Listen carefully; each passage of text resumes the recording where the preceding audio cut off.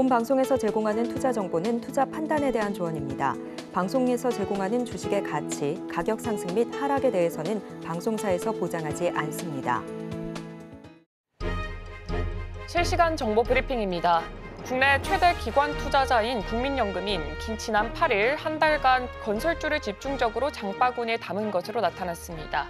건설업계는 자재값 폭등과 고금리, 부동산 하락 등 악재가 줄줄이 겹치며 혹한기를 겪었습니다. 그러나 최근 원자재 가격이 안정화되고 수도권을 중심으로 집값이 오름세를 보이고 있고요. 금리 인하 기대감까지 겹치면서 회복세를 보입니다. 반면에 화장품과 전력설비 관련주는 비중을 덜어냈습니다. 국민연금은 화장품 양강으로 꼽히는 아모레퍼시픽과 LG생활건강의 지분을 각각 1%포인트, 0.15%포인트 줄였습니다. 두 기업은 상반기까지 K뷰티 돌풍에 힘입어서 상승세를 보였지만 주력 매출원인 중국 화장품 시장에서 2분기 부진한 실적을 보였습니다. 삼성전자가 최근 연일 낙폭을 키우며 6만 원대로 후퇴했습니다. 미국발 경기 침체 우려와 반도체 고점 논란이 확산하면서 삼성전자 주가는 연일 낙폭을 키우고 있습니다. 삼성전자를 향한 증권가의 시선도 예전과 같지 않습니다. 증권가에서는 삼성전자의 3분기 실적 전망치를 낮추면서 목표 주가 하향이 이어지고 있습니다.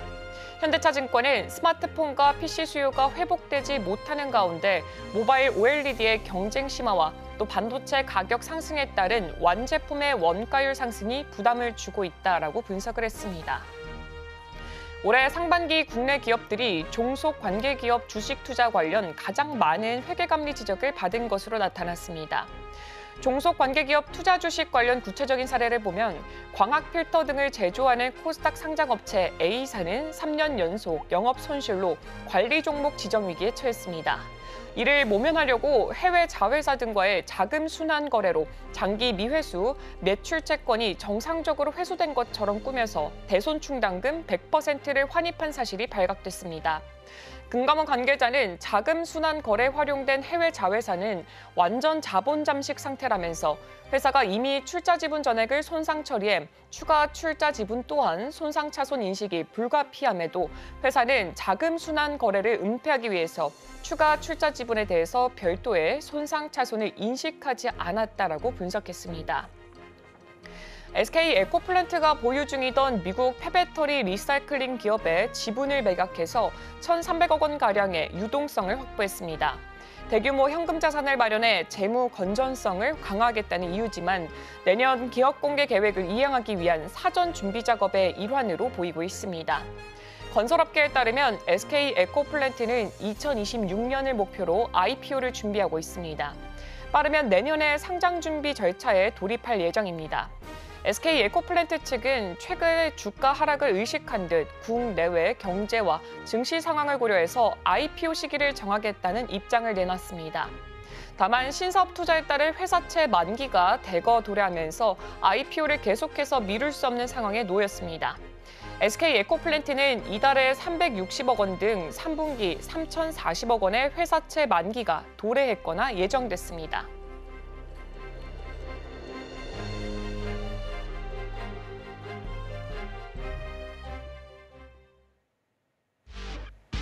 시청자 여러분 안녕하세요. 증시파일 시작합니다. 진행의 이가은입니다. 오은비입니다. 네, 어제 뉴욕 증시는 혼조세로 마무리 지었습니다. 전반적으로 잔잔한 하루를 보냈다라고 볼 수 있을 것 같은데요.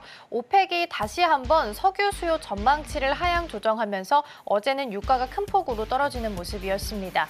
그리고 대신해서 이걸 방어해줬던 게 기술주의 역할이었습니다. 특히 오라클이 호실적을 발표했다라는 부분도 도움이 됐습니다. 클라우드 컴퓨팅 부분에서 사업이 좀 호조를 보이는 것으로 나타나면서 전반적으로 기술주를 좀 끌고 올라가는 모습을 보였습니다.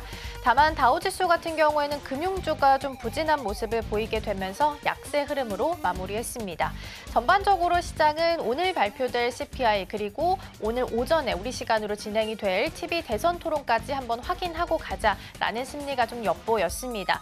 오늘 토론은 오전 10시부터 진행이 됩니다. 그래서 장 막판까지 관련주들의 흐름이 좀 어떻게 흘러가게 될지 꼼꼼하게 체크해 보실 필요 있을 것 같습니다. 네, 그렇다면 지난 거래일 우리 시장도 좀 되짚어 보도록 하겠습니다. 어제 우리 시장은 좀 지지부진한 흐름을 보였습니다. 유가증권 시장에서는 뚜렷한 상승 재료가 없었기에 2,520선까지 한 달 만에 내려가는 모습을 보여줬고요. 코스닥 시장도 마찬가지로 하락을 했는데 1% 넘게 또 빠지는 모습을 보여주면서 700선을 가까스로 지켜내는 모습을 연출했습니다. 투자자별 수급을 한번 살펴보자면 유가증권 시장에서는 외국인과 기관 투자자들이 동반 매도를 하면서 하방에 압력을 가했습니다. 특히나 외국인 투자자 같은 경우에는 어제까지 6거래일 연속해서 매도 행렬을 이어왔는데 한편에 이 코스피 200 선물에서는 또 매수하는 모습을 보여줬습니다. 그리고 개인 투자자 같은 경우에는 7거래일 연속해서 순매수 행렬을 이어갔습니다. 시가총액 상위 종목들은 대부분 혼조세를 보여줬습니다. 특히나 반도체 투탑인 삼성전자 그리고 SK하이닉스가 동반 하락하면서 지수 상단에 이 흔들림을 주는 모습을 보여줬습니다. 특히나 삼성전자 같은 경우에는 1년 내 최저치를 어제 장중에 기록을 하면서 6만 6천 원 선까지 내려가는 모습을 보여줬고요. LG에너지솔루션은 5%대 하락세를 나타냈습니다. 반면에 제약바이오 쪽에는 강세를 보였습니다. 미국에서 하원 의원에서 미국의 이 생물보안법이 통과를 했다라는 소식이 들려오면서 우리 시장에도 어느 정도 긍정적인 흐름을 보여줬는데요. 특히나 삼성바이오로직스는 장중에 101만 원까지 돌파를 하면서 또 1년의 최고가를 경신을 했고요. 황제주로서 다시 한 번 더 등극을 했습니다. 종가 기준으로는 3.21% 상승을 하면서 99만 6천 원에 거래를 마쳤습니다. 셀트리온도 2% 가까운 상승세 보여줬습니다. 코스닥 시가총액 상위 종목 중에서는 엔캠이라던가 휴재, 클래시스, 알테오젠 정도만 또 상승하면서 마무리를 지었습니다. 일단은 리보세라닙의 다시 한번 재승인 도전에 대해서 HAB 그동안 상승폭 굉장히 크게 나와줬었는데요. 어제만큼은 이 상승폭에 대해서 다시 한 번 더 차익 실험 매물이 출회되는 모습을 보여줬습니다. 그리고 에코프로와 에코프로비엠은 각각 3.46%, 1.91% 하락하면서 나란히 1년 내 최저가를 또 다시 한 번 더 경신을 했습니다. 일단은 추석 동안에 우리 시장에서 거래 공백 그리고 FOMC라는 정말 거대한 이벤트가 남아있는 만큼 아직까지 우리 시장에는 변동성이 확대될 것이라는 전망이 남아 있습니다. 그런 만큼 오늘도 저희와 함께 하시면서 현명한 투자 계획 세워보시길 바랍니다. 네, 연휴를 앞두고 현금화할 수 있는 마지막 날이고요. 또 내일은 우리 시장 안에서 내마녀의 날을 맞이하고 있습니다. 수급의 변동성이 좀 크게 움직일 수 있기 때문에 특히나 유의해서 오늘장 점검해 보시면 좋겠습니다. 자, 그럼 증시파일 본격적으로 출발해 보도록 하겠습니다.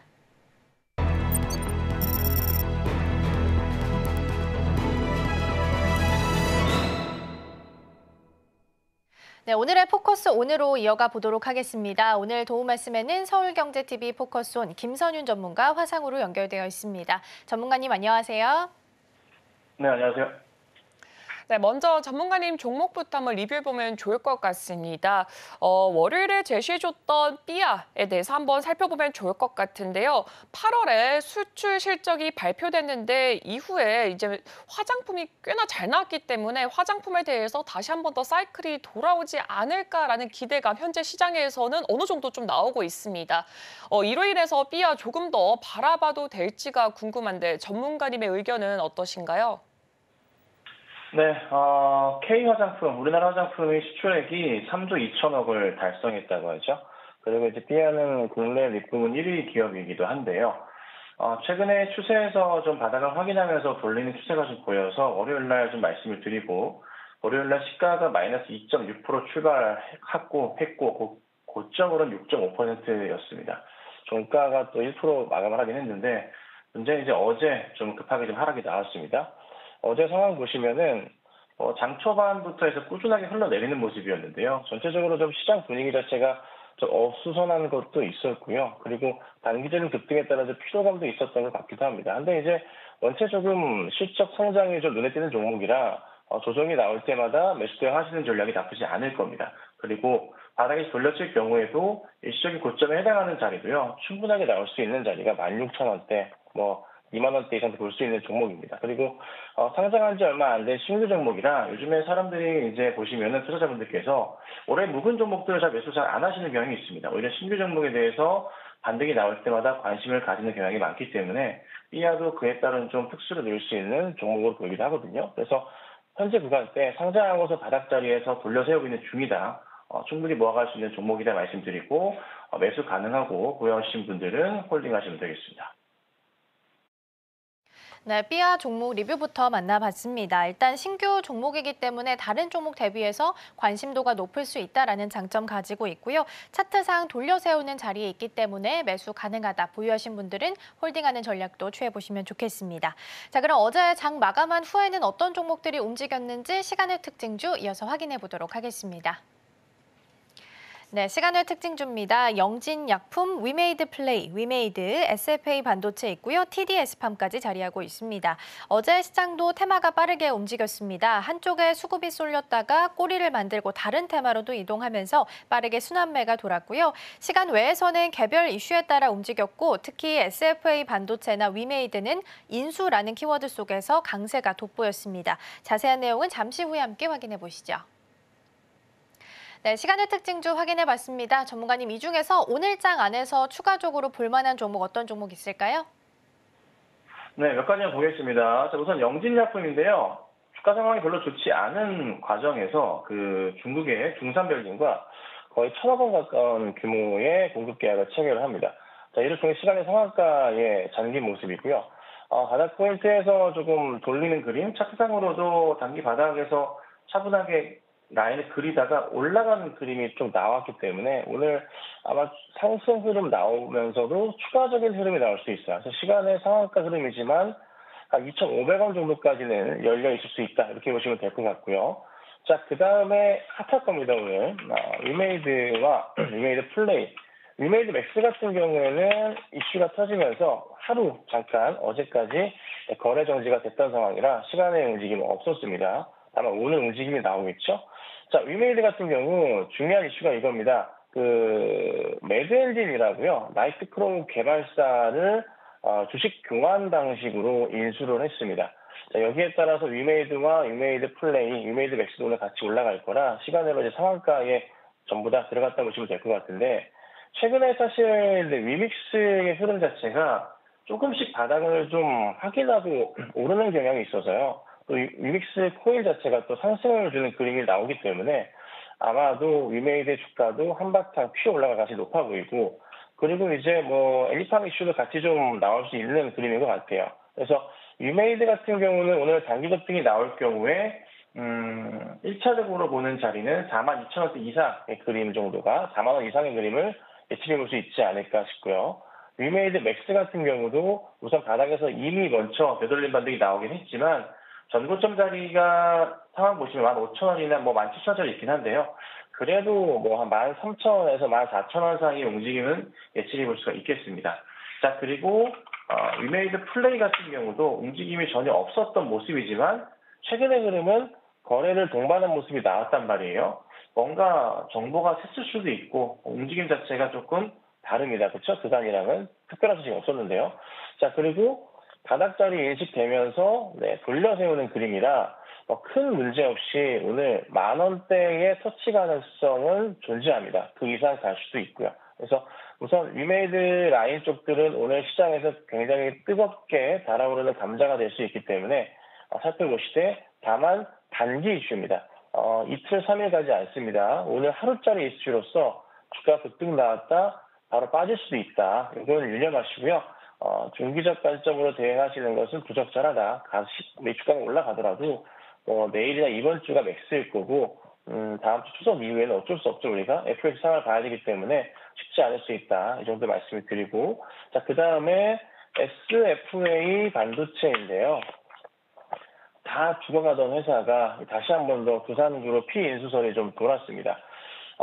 주가가 좀 어떻게 방향성을 잡고 갈지는 봐야 되겠지만 우선은 그 상한가에 들어간 모습이에요. 그래서 잘만 움직여준다면 한 번 더 조금 올라갈 수 있을 것 같긴 한데 우선은 SFA 반도체가 중요한 거는 일전에도 이제 주식을 조금 뭐 이것저것 정리한다고 해가지고 뭐 부산 쪽에 이슈가 있긴 했었습니다. 근데 이번에는요 좀 확실할 것 같은데 우선은 SFA가 SFA 반도체 최대 주주이기도 하고 올해 상반기 말 보면은 이제 50% 이상의 지분을 가지고 있긴 한데요.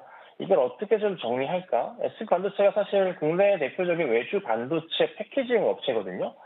근데 사실 반도체 쪽 라인 자체가 최근에 매출 흐름이 굉장히 괜찮고 SFA의 주요 고객사가 삼성전자와 SK 하이닉스란 말이에요. 그래서 부산그룹 차원에서 최근에 이 반도체 이슈에 대해서 좀 고민을 많이 했었던 그런 흐름이 나오기 때문에 이슈가 꽤나 크게 갈 수도 있습니다. 근데 우선 결정된 사항은 아니고 인수설이 돈 상황에서 주가의 움직임 포인트가 나오는 거라 우선은 일시적인 반등은 나올 겁니다. 그래서 빠르게 4,000원대의 안착 흐름이 나올 수도 있고요. 아니면은 조금 더 강하게 상승 흐름이 나올 수 있겠죠. 상한가의 흐름이 나올 수 있지 않을까 싶습니다.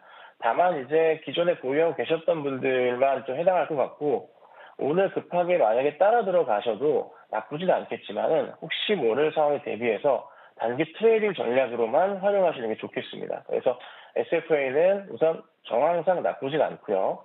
1차적인 고점으로 볼 수 있는 자리는 약 한 4,800원대에서 5,000원대 정도가 되지 않나. 여기까지 보시고 대응하시면 되지 않을까. 오늘 이 정도 말씀드려볼게요. 네, 시간외에서 움직였던 종목들 대부분 개별 이슈로 존재하고 있습니다. 특히나 이 위메이드 그리고 위메이드 플레이 같은 경우에는 이 매드 엔진에 대해서 인수로 인해 좀 강하게 움직였던 종목들로 보이고 있고요. 위메이드 같은 경우에는 단기 급등할 경우에 4만 원 이상까지 조금 더 바라볼 수가 있다. 그리고 위메이드 플레이 같은 경우에는 10,000원대 터치 가능성이 존재한다라고 의견을 주셨습니다. 여기서 만약에 오늘 뜨겁게 좀 달아오를 건데 무조건 좀 단기적인 관점으로 바라봐야 된다라고 추가적으로 덧붙여 주셨습니다. 네, 그렇다면 전문가님, 오늘 우리 시장에서 어떤 종목들 조금 더 유의 있게 살펴보면 좋을까요? 네, 중요한 게 이제 오늘 오전 10시가 되면 한국 시간으로 트럼프와 해리스 후보 간의 TV 대선 토론회가 있단 말이에요. 지금 제가 이제 올려드렸던 이 내용을 보시면 이게 예측 사이트입니다. 예측 사이트인데 트럼프가 52%, 해리스가 46%입니다. 수로 바뀌고 있긴 하지만 최근의 구도상은 조금은 트럼프가 앞서고 있는 모습들이 상당히 좀 많이 포착이 좀 되고 있습니다. 자, 거기에 맞춰서 사실 해리스 후보 측에서 내세웠었던 여러 대안들이 있잖아요. 뭡니까? 마리아나 이슈죠. 근데 우리바이오 비롯해서 오성첨단 소재 종목들 또 다른 종목들이 있지만 이 종목들이 항상 시장에서 이슈화되면서 올라갔었던 그런 종목들입니다. 자, 그런데요. 이게 트럼프 후보조차도 마리화나에 대해서 좀 합법적인 모습을, 좀 찬성하는 모습을 좀 보입니다. 잘 아시겠지만 최근에 기사를 보시면 해리스 후보도 기사 제목에서 우클릭 중이다. 그러니까 공화당 진영의 트럼프 후보 쪽의 정책 자체를 조금은 수용하는, 나도 이걸 할 거다, 나도 이거 할 거야, 약간 이런 식의 뉘앙스를 많이 풍겼거든요. 그런데 이제 거기에 질세라 트럼프 후보도 마리화나에 대한 얘기를 다시 꺼내듭니다. 그러니까 서로 이제 표심을 얻기 위해서 무조건 극과 극의 정책적인 대칭이 아니라 뭔가 조금씩 수용하는 듯한 남의 이제 범위, 그렇죠, 뭐라 그럴까, 땅 따먹게 하는 듯한 모습을 좀 보이고 있는 것 같아요. 그래서 우리바이오 같은 경우 어제 상한가에 들어간 모습인데요. 꽉 차면서 들어갔고요. 막판에 들어갔습니다. 막판에. 오늘 어제 2시 반 이후 갑자기 쫙 말려 들어갔기 때문에 오늘 추가적인 상승이 나올 가능성이 높고요. 만약에 반등이 좀 세게 나온다면 바로 전고점 자체가 6,000원을 넘어가는 자리거든요. 그러니까 실고가 패턴으로도 갈 수 있는 그런 그림이 좀 포착이 된다. 짧게 가더라도 5,700원대 정도의 움직임은 예측해 볼 수 있지 않을까, 그런 고민을 해봅니다. 자, 그리고 보시자면 오성첨단 소재는 어제 상에 들어가지 못했지만 역시나 장 막판 2시 반부터 해서 빠르게 올려칠 나오면서요. 끝까지 거래량이 붙으면서 올라갔었던 모습입니다. 일봉봉이고요. 일봉상으로 보더라도 역시나 바로 위에 국가, 이 종목은 종가 기준으로 2,800원 넘어가면 역시나 신고가 패턴이거든요. 그 그림이 좀 나올 가능성이 조금 보인다라고 볼 수 있을 것 같아요. 이 외에도 여러 종목들이 있는데 화일약품 같은 경우도 대안이 될 수가 있을 것 같고요. 어제에 이어서 오늘 이 관련 종목들은 추가적인 흐름에 대해서 고민을 해봐야 된다. 다만 이제 뭐 예를 들면 오선 같은 경우는 전고점 자리들 일전에 보시면은 재작년 10월 자리를 돌파하지 못했어요, 결국. 근데 이번에는 갈 수 있지 않을까에 대한 기대감이 있고요. 우리바이오 같은 경우도 잠깐 다시 한번 살펴봐 드리자면은 바닥에서 돌려 세우는 모습이고 조금만 더 가준다면 아주 효과적으로는 이 공간기이 열려 있습니다. 그래서 우선 마리아나 관련주들의 우선 상승폭 자체는 재미있을 수 있다. 어제 이어서 오늘까지 우선은 봐야 되지 않을까 그 판단이니까 이 점 참고하시면 되겠고요. 자, 그 다음은요.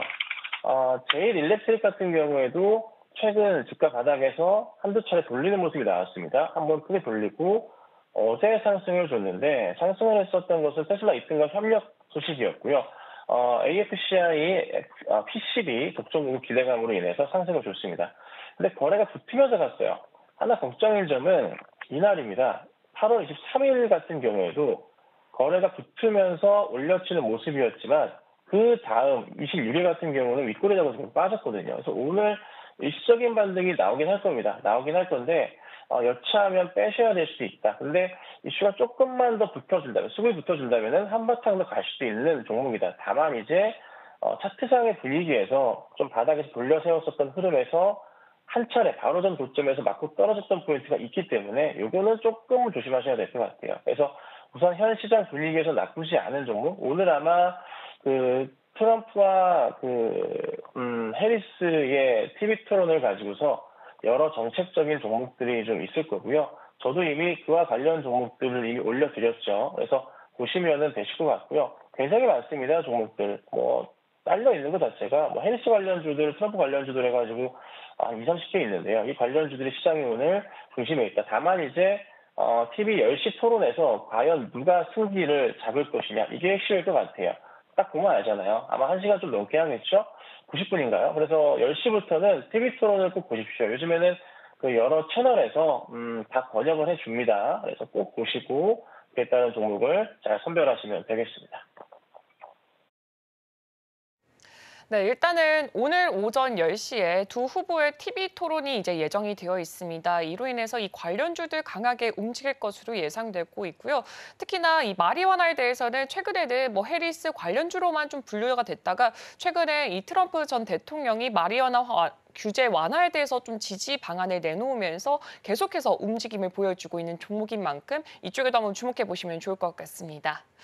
네, 그렇다면 전문가님의 탑픽 종목은 어떤 종목이 있을까요? 네, 오늘 가지고 나온 종목은 이제 IMBDX인데요. 어제 이제 생물보안법 하원 통과가 됐습니다. 조만간 또 상원도 진행은 될 것 같고, 중요한 게 스페인에서 열렸었던 거죠. 캐서파인드 8개 암종 성능 발표가 있었는데 굉장히 좀 IMBDX 긍정적으로 좀 나왔습니다.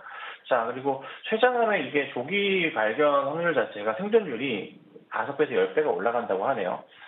우선은 생물보안법 이슈도 좋지만 차트의 흐름을 좀 봐봤습니다. 그래서 전체 큰 바닥에서 보자면 7월 바닥을 확인하고서 돌리는 그림이 좀 나온 모습이고요. 이런 추세예요. 큰 추세에서 봤을 때. 돌려 세우는 8월 초에 있었었던 먼데이 8월 5일 날 급락해서 나왔었던 장에서 다시 한번 큰 돌림이 나왔었다가 다시 한번 최근에 이제 9월 달 같은 경우가 밀렸다가 다시 돌리거든요. 추세적인 부분에서 살아있는 모습들, 그리고 최근 추세에서도 보건데 바닥을 확인하고 전형적으로 다시 달려가는 모습이 나오기 때문에 단기적인 포인트에서 나쁘지 않은 자리라고 판단을 했습니다. 자, 그래서 매수가는 17,000원에서 18,500원 정도 보고 대응을 하시는 게 맞을 것 같고요. 1차 목표가는 2만 원을 잡고 설명을 드릴 거고 2차는 제가 22,000원을 잡았지만 한번 탄력을 받고 올라간다면 더 크게 갈 수 있습니다. 이게 중요한 게 지난 이제 4월 같은 경우에 한참 물려 있었던 가격 자체가 18,000원에서 22,000원 사이였거든요. 매물벽이 상당히 좀 있긴 합니다. 하지만 조금만 더 힘을 내고 이번에 수급이 좀 붙는 과정이 조금은 보여주고 있기 때문에요. 한 번 더 탄력적인 움직임이 나온다면은 한번 크게 갈 수 있다. 그리고 하락 자체에 대한 부분이 조금 제한적인 상황이라서 한 번의 반등을 노리고 대응해보는 게 어떨까 싶고요. 급하게 이거를 추격 매수하기는 좀 어렵습니다. 천천히 분할 매수하시면서 가셔야지만 대응할 수 있는 종목이니까 그 점 참고하시고 보시면 되지 않을까. 오늘 이 정도 말씀드려 보겠습니다. 네, 오늘의 탑픽 종목으로는 IMBDX 만나봤습니다. 일단 어제 하원에서 생물보안법이 통과가 됐기 때문에 중국 옥죄기가 본격적으로 시작이 되면 한국이 오히려 반사수혜를 받을 수 있다는 부분 함께 보시면 좋겠고요. 에스모는 9월 13일에서 17일에 개최가 될 예정입니다. 여기서 8개 암종 성능 발표도 예정되어 있기 때문에 추가적인 상승 이어갈 수 있을지도 체크포인트 두시면 좋겠습니다. 목표가로 2만 원, 손절가 16,000원 제시해 주셨고요. 더불어서 우리 전문가님의 전략들 더 궁금하다 하시는 분들께서는 정오의 템베거에서도 확인 가능하니까요. 많은 관심 부탁드리겠습니다. 오늘 도움 말씀은 여기까지 듣도록 하겠습니다. 전문가님 고맙습니다. 네, 감사합니다.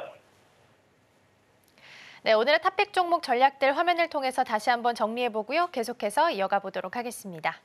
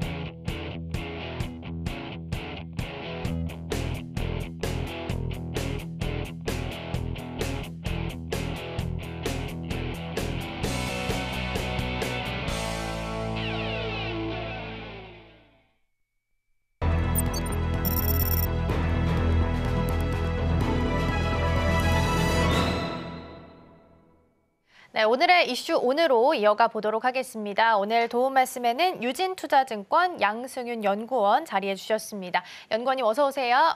안녕하십니까. 네, 이어서 오늘의 주제 먼저 확인해 보도록 하겠습니다. 오늘의 주제입니다. 항공주 하반기 시장 누빌까입니다.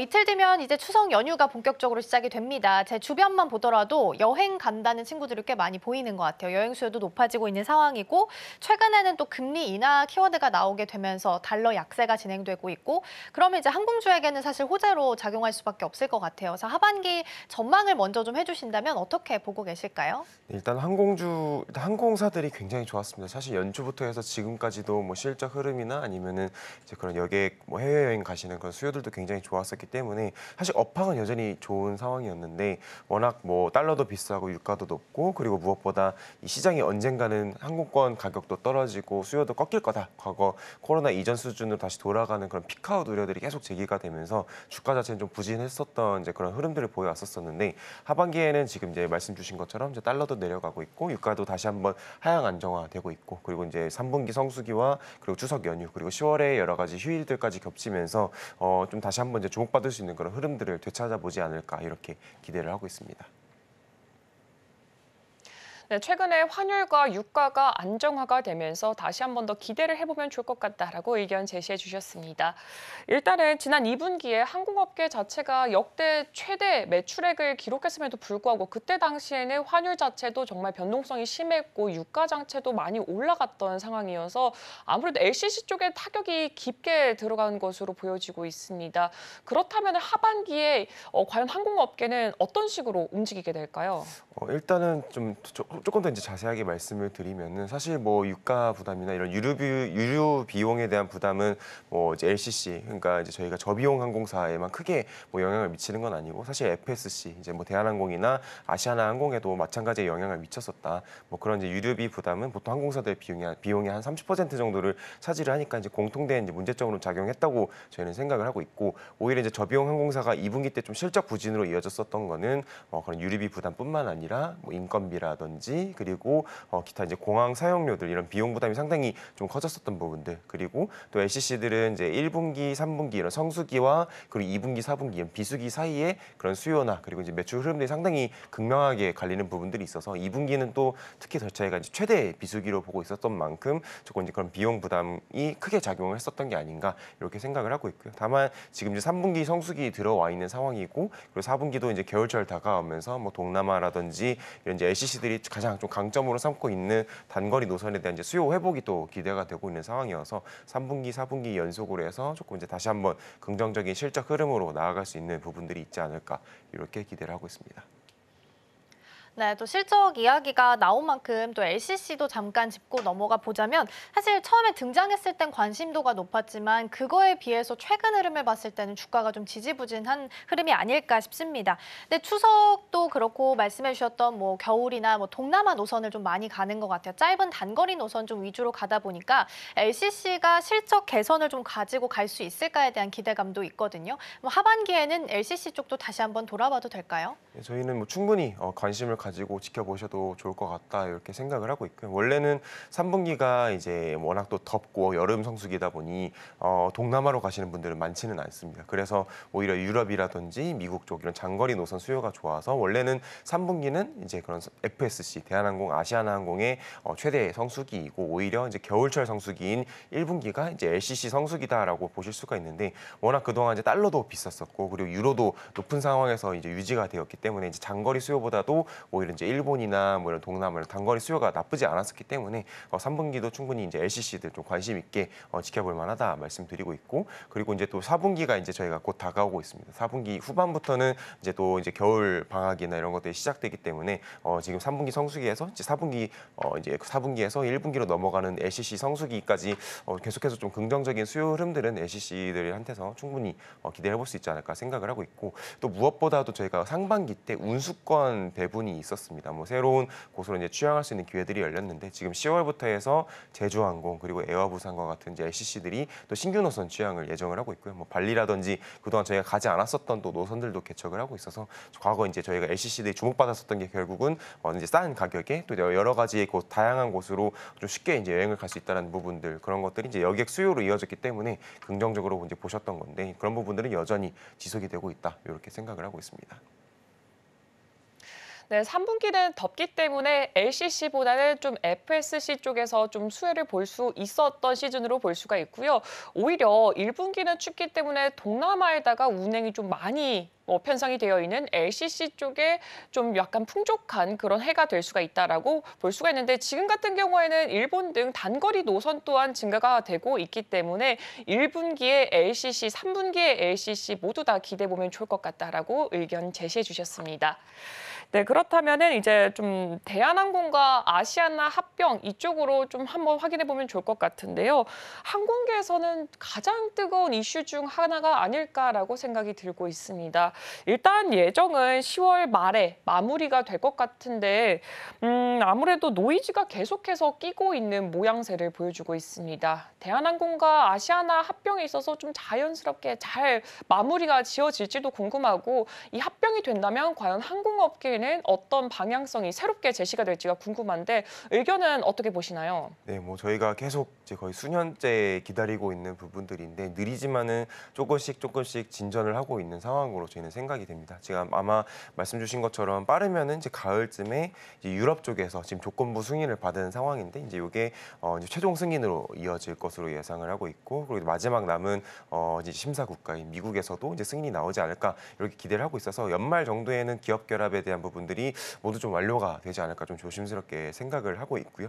지금 이제 대한항공은 이미 이제 아시아나 항공 인수 합병에 대해서 조금 이제 긍정적으로 바라보면서 항공기 투자라든지 이런 부분들을 지금 진행을 하고 있는 상황이기 때문에 그만큼 이 회사 차원에서는 상당히 강하게 바라보고 있는 상황이다. 좀 저는 이렇게 생각을 하고 있습니다. 그런데 합병 이후에는 좀 어떤 변화가 있을까 이제 생각을 해보면 결국은 이제 초대형 항공사 이제 대한항공과 그리고 아시아나 항공 이 두 개 회사가 합병이 이루어지면서 좀 전체적으로 이 항공 항공업계에 대한 재편 가능성들이 좀 저희는 제기가 되고 있다고 생각을 하고 있고요. 일단 대한항공하고 아시아나합병이 합병을 하게 될 것이고, 그리고 산하에 있는 LCC들, 뭐 진에어, 에어부산, 에어서울 요 3사가 또 이제 통합 LCC로서 합병이 될 것으로 예상을 하고 있어서 좀 여러 가지 이제 항공사 수도 줄어들게 될 것이고, 그리고 또 항공사들이 여러 가지 겹치는 기종들도 있고 해서 조금 기재에 대한 좀 정리들도 이루어지면서 전체적으로 한번 저희가 뭐 그동안 계속 공급 과잉이라든지 이런 문제들이 제기가 되어 왔었었는데, 이제 그런 부분들이 해소가 될 수 있는 부분들도 좀 기대를 해볼 수 있고, 그리고 또 이 합병 과정에서 여러 가지 뭐 이제 해외 심사 기관들이나 이런 데서 이제 노선을 배분을 해라, 또 양사가 합치게 되면은 독점에 대한 우려가 좀 불거질 수밖에 없기 때문에 이제 그런 것들을 해소하기 위해서 뭐 유럽 노선이나 그리고 이제 미국 노선에 대한 부분들을 다른 항공사한테 이관하도록 좀 지시를 하고 있는 걸로 파악이 되고 있고요. 이에 따른 또 수혜 기업들, 뭐 대표적으로는 이제 유럽 노선의 그런 슬롯들, 운수권들을 받아오고 있는 뭐 티웨이 항공과 같이 이제 새로운 항공사들도 조금 이제 다양한 기회들을 좀 찾아갈 수 있는 상당히 좀 좋은 긍정적인 부분들을 좀 보여주지 않을까 이렇게 생각을 하고 있습니다. 네, 합병 이슈와 관련해서는 공급 과잉을 해소할 수 있는 어떻게 보면 하나의 기회가 될 수도 있다라고 해석을 할 수 있을 것 같습니다. 이후 흐름도 저희가 함께 좀 체크를 해보도록 하겠고요. 항공주에게 있어서 가장 발목을 잡는 좀 문제점이 되는 건 투자자들의 무관심이 아닐까라는 생각도 듭니다. 꽤 오랜 기간 동안 또 어쨌든 소외를 받았던 섹터기도 하고요. 그래서 항공주를 투자할 때 있어서 관전 포인트가 있다면 어떤 게 좀 있을까요? 일단은 저희가 사실 계속 제가 강조를 드렸던 것처럼 업황은 상당히 좋다 이게 말씀을 드렸는데, 시장에서 굉장히 그 관심은 받지 못했었습니다. 그 이유가 이제 뭐 올해 연초부터 주목을 받았었던 뭐 반도체나 아니면 음식료, 뭐 이런 이제 미용과 같은 다른 섹터들과 비교를 했을 때 항공주는 뭔가 크게 이제 성장하는 산업은 아니다, 이제 이런 부분들이 크게 좀 매력도를 좀 떨어뜨렸던 부분들이 아닐까 생각을 하고 있고요. 근데 지금 저희가 자세히 지켜보시면은 8월달 이제 여객 데이터만 봐도 거의 이제 과거 여객 수로는 이제 사상 최고치에 근접을 해 있는 상황이고, 거의 99.6% 이제 근접을 해 있고, 이제 이거를 넘어서는 일만 남아 있는 상황이어서 이제 9월달, 뭐 10월달 그리고 내년까지 해서 이제 과거 그 벽에 좀 부딪히지 않고 좀 넘어서 가지고 계속해서 성장하는 모습들을 좀 보여줄 필요가 있지 않나 생각을 하고 있고, 저희는 충분히 과거 수준을 넘어서 이제 계속 그 여객수는 늘어날 수 있는 부분들이 있지 않을까 생각을 하고 있습니다. 그 이유가 지금 이제 과거랑 비교를 했을 때 지금 이제 러시아 노선이라든지 그리고 중국 노선들 아직 많이 닫혀 있는 노선들도 많은데도 불구하고 이제 사상 최고치 99%에 도달해 있는 상황이니까, 뭐 기타 이제 지금 닫혀 있던 노선들이 또 열리고 그쪽으로 또 여객 유입이 이루어진다고 하면은 충분히 성장하는 모습 들을 보여줄 수 있지 않을까 이렇게 생각을 하고 있습니다. 네, 아직까지는 노선이 100% 회복한 것이 아니기 때문에 앞으로의 이 성장에 대해서 기대감을 가져보면 좋을 것 같습니다. 그렇다면은 항공주의 또 다른 관전 포인트로 좀 꼽아볼 수가 있는 게 지속 가능 항공유라고 볼 수가 있을 것 같은데요. 국토부와 산업부에서 이 SAF 확대 전략을 현재 발표를 했습니다. 앞으로 국적 항공사들이 이 SAF 사용이 좀 확대가 될 것이다라는 전망점도 현재 제시가 되고 있는데, 이 SAF로 인해서 항공주들의 이 주가의 변동성까지 좀 영향을 끼칠지가 궁금합니다. 일단은 뭐 항공업계에서도 이제 다른 업종들과 마찬가지로 이제 친환경 전환 흐름들이 나오고 있는 상황이고, 저희가 보통 이 지속 가능 항공유를 뭐 사프라고도 이야기를 하는데, 이제 이것들을 이제 2027년부터 한 1% 정도 혼유하도록 좀 의무화하겠다 이런 정책이 한국에서도 나오고 있습니다. 근데 이제 사프가 문제가 뭐냐면 그 기존에 저희가 사용을 하던 항공유, 케로신 항공유랑 비교했을 때 가격이 굉장히 비싸다. 보통 한 3배에서 한 4배 정도 비싸다는 좀 이제 문제점들이 있는 상황이어서 오히려 뭐 긍정적인 영향보다는 좀 비용 부담으로 작용할 수 있는 이제 그런 우려로 저희는 좀 이제 보고 있는 상황인데, 다행히 뭐 크게 저희가 뭐 10%, 20% 한 번에 이렇게 많이 혼유를 하도록 하는 게 아니라 이제 1%, 2% 이렇게 점진적으로 늘려가는 그림들이고, 그리고 요즘엔 또 비행기들이 굉장히 좋아지고 있습니다. 성능들이 좋아지고 있고 연료 효율성들이 오히려 좋아지고 있는 상황이어서 충분히 이런 비용 상승해야 될 부분들을 이제 친환경 고효율 항공기로 이제 저희가 전환을 하면서 또 상쇄해 볼 수 있는 부분들이 있기 때문에 주가에 뭐 악영향을 미칠 수 있는 우려들은 제기가 되지만은 크게 저희는 영향은 없을 거다, 영향은 제한적이다 이렇게 생각을 하고 있습니다.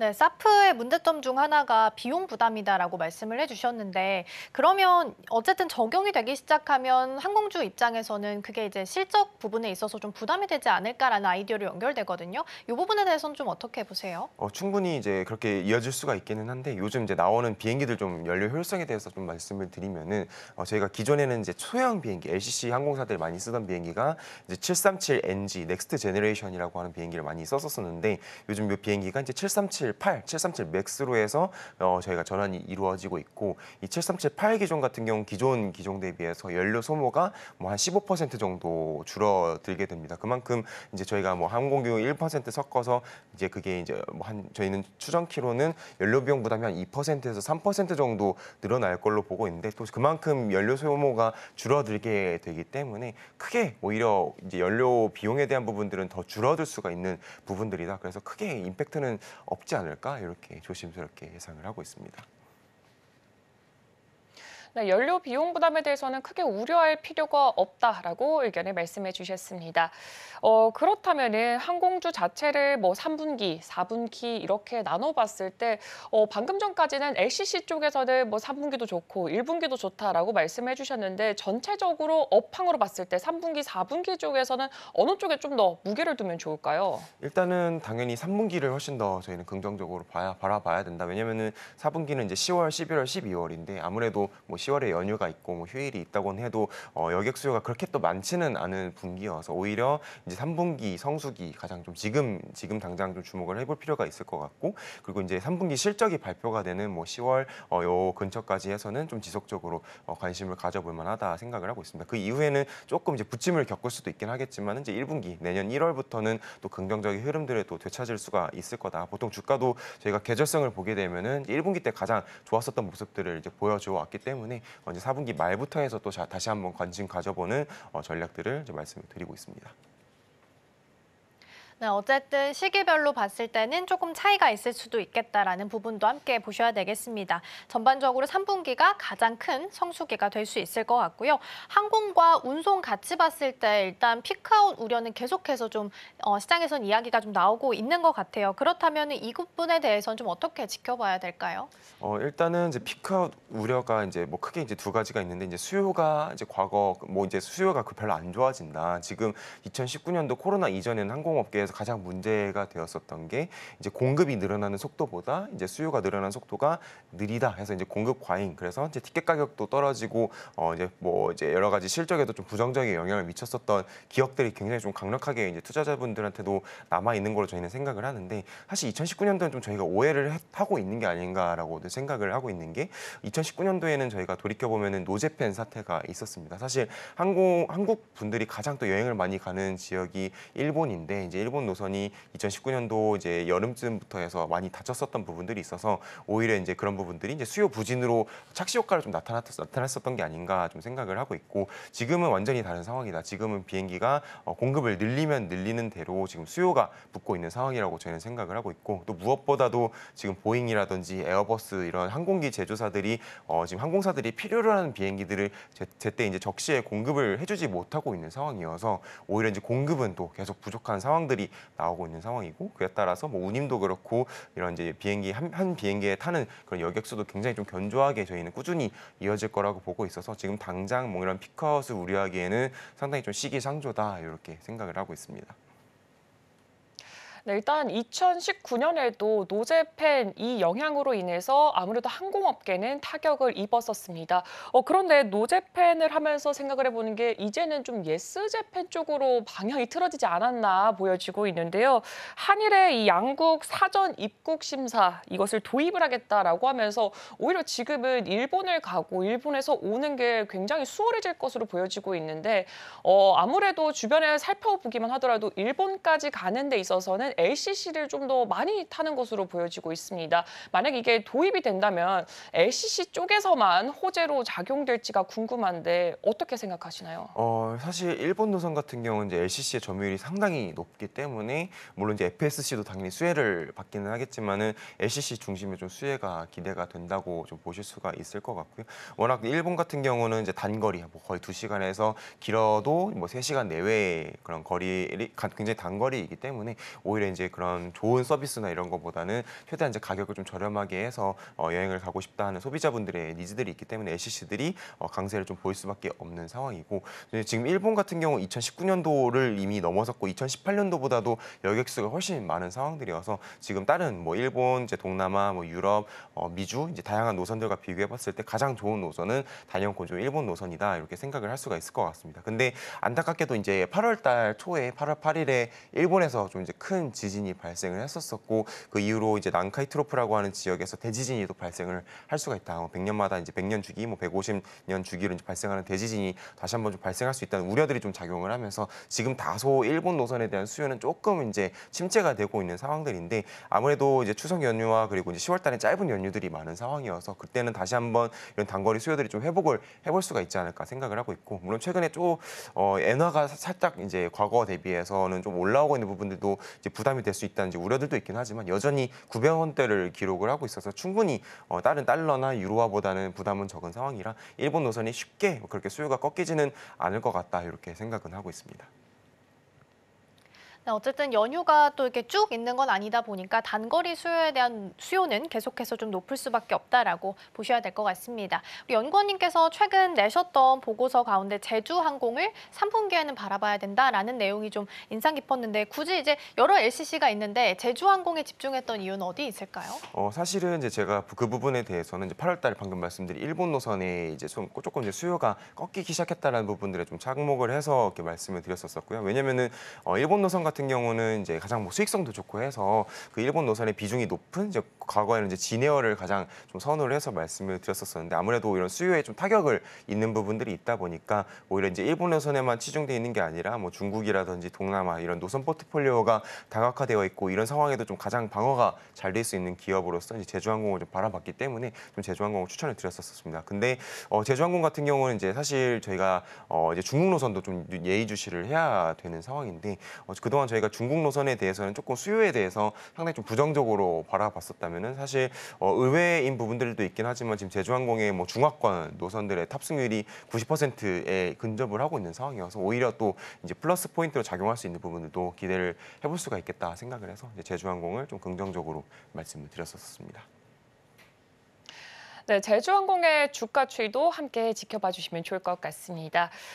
그렇다면은 이 항공주에 남아있는 현재 리스크 같은 게 과연 없을까? 이 부분이 사실 우려가 될 수밖에 없습니다. 투자자분들도 충분히 항공주 매력적인 걸 알고 있는데 리스크가 워낙 어떨 때 갑자기 툭 튀어나오고 있으니까 이 리스크 과연 연구원님이 생각했을 때는 어떻게 생각하시나요?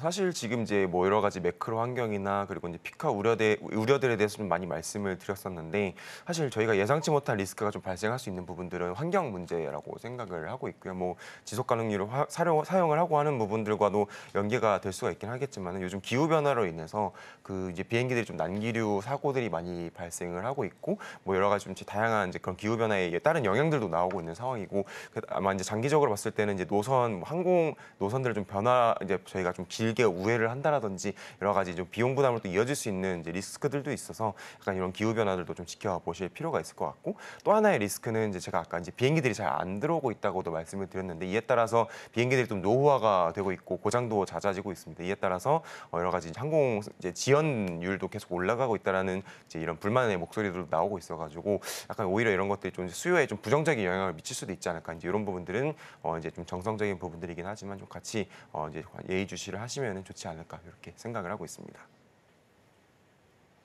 네, 어쨌든 항공주가 계속해서 관심을 받으려면 수요도 꾸준하게 나와야 되는데, 요즘 수요를 좀 발목 잡을 수 있을 만한 이슈들로 언급을 좀 해주셨습니다. 뭐 기후 위기로 인해서 난기류 그리고 항공 지연율이 좀 높아지고 있다라는 부분 언급해 주셨으니까 리스크 체크하실 땐 함께 보셔도 좋을 것 같습니다. 오늘 마무리하기 전에 오늘 내용 다시 한번 화면을 통해서 정리해 보도록 하겠습니다. 네, 항공주 하반기 시장 누빌까라는 부분 짚어봤고요. 항공주의 가장 큰 걸림돌은 무관심이라고 하죠. 투자자들의 관심을 돌리기 위해서는 피크아웃 우려를 불식시키고 지속 성장 가능성을 증명할 필요가 있다라는 부분 언급해 주셨고요. 3분기가 성수기인 만큼 실적과 향방에 대해서 관심과 집중이 필요하다라는 부분도 언급해 주셨습니다.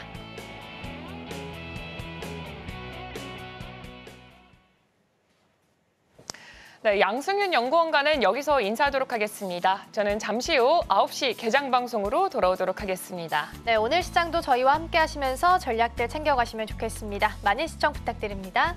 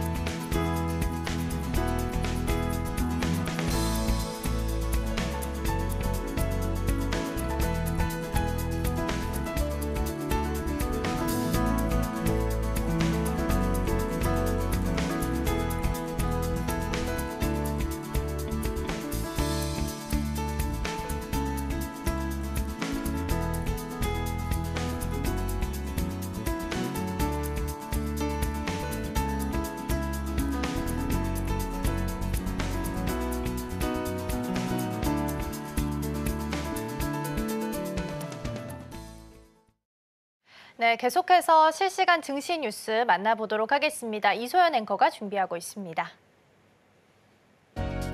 네, 개장 전 알아봐야 할 실시간 증시 뉴스 시작합니다. 첫 번째 소식입니다. 대선 토론과 소비자 물가 발표를 앞둔 뉴욕 증시가 혼조세를 보이며 장을 마쳤습니다. 현지 시간 10일 다우지수는 전 거래일 대비 0.23% 하락한 4736.96의 장을 마쳤고요. S&P 500 지수는 0.45% 오른 5495.52포인트를, 나스닥 지수는 0.84% 상승한 17,025.88포인트의 거래를 마쳤습니다. S&P 500과 나스닥은 이틀 연속 상승세를 이어갔지만 대형 은행주들이 급락하면서 다우지수는 약보합에서 마무리를 했는데요. 시장은 오는 11일부터 나올 8월 인플레이션 지표에 주목하고 있습니다. 11일에는 8월 소비자 물가지수가, 12일에는 생산자 물가지수가 발표되는데요. 인플레이션 둔화세가 이어진다면 시장은 안도하겠지만 자칫 인플레이션이 반등할 조짐이 나타날 경우 스태그플레이션 우려가 고조되면서 시장의 변동성이 커질 수 있기 때문입니다. 여기에 미 대선 결과에 따라 주가의 향배가 달라질 수 있는 만큼 시장은 오늘 있을 미국 대선 토론에도 집중하고 있습니다. 오늘 미국장 특징주 살펴보시면요. 지난주 큰 폭의 하락을 보였던 대형 기술주들이 이번 주 들어 저가 매수세가 이어지면서 상승세를 보였습니다. 빅테크 대장주인 엔비디아는 저점 매수세가 몰리며 1.5% 이상 상승해 이틀 연속 오름세를 기록했고요. AMD도 3.5%, 마이크로소프트와 아마존도 2%대 상승을 이어갔고 테슬라는 4.58% 급등했습니다. 다만 은행주들이 대체로 하락했습니다. 연방준비제도가 미국 주요 은행의 자본금 상향 요구를 최초 요구안의 절반 수준으로 대폭 축소했지만 은행들의 실적 전망이 악화될 것으로 점쳐지면서 은행주들이 힘을 쓰지 못했고요. 특히 JP모건은 5% 이상 하락했습니다. 골드만삭스는 4.39%, 캐피털 원 파이낸셜도 3.23% 내림세를 보이며 종가 형성했습니다. 애플과 구글이 유럽연합의 과징금 부과에서 불복해낸 소송에서 패소하면서 천문학적인 과징금을 물게 됐습니다. 이번 판결에 따라 애플과 구글은 줄줄이 이어지고 있는 소송에서 불리한 상황에 놓이게 됐는데요. 이에 따라 빅테크에 대한 규제도 가팔라질 전망입니다. 월스트리트 저널에 따르면 유럽연합 최고 법원인 유럽 사원재판소는 이날 애플이 아일랜드 정부로부터 불법적 법인세 혜택을 받았다는 2016년 EU 집행위원회의 판단을 인정했습니다.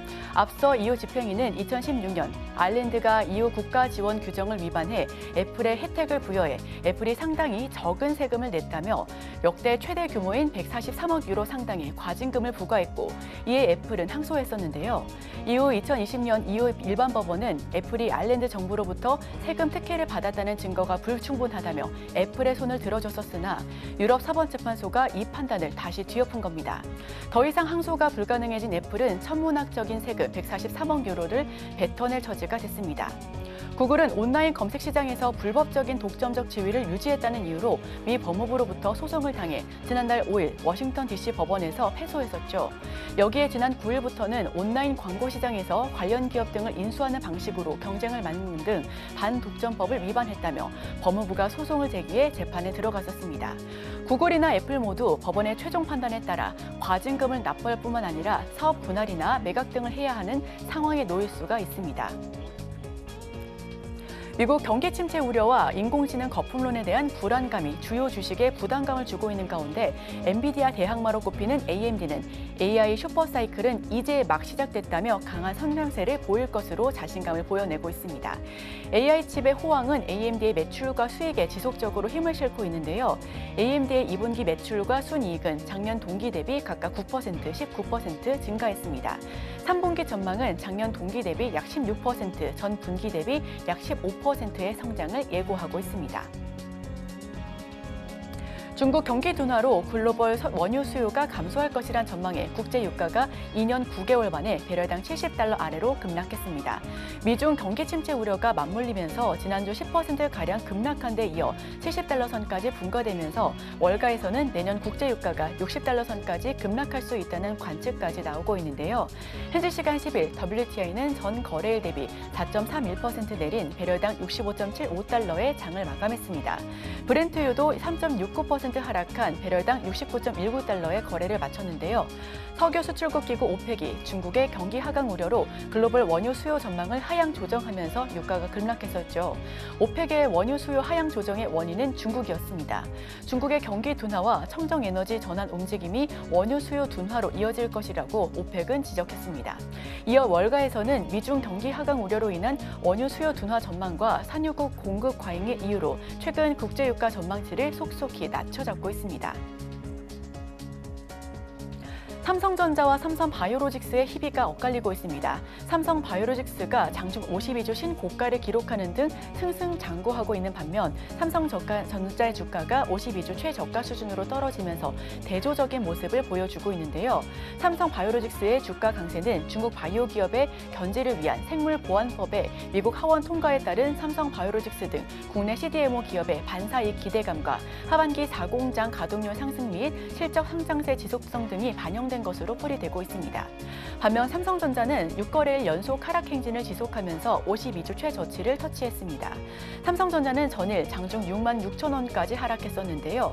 외국인의 매도세가 거센 가운데 증권가에서 삼성전자에 대한 실적과 주가 눈높이를 속속히 하향 조정하면서 투자 심리가 크게 위축된 영향으로 풀이되고 있습니다. 애플의 신제품 아이폰 16 시리즈를 공개했지만 국내 아이폰 부품주는 동반 급락하고 있습니다.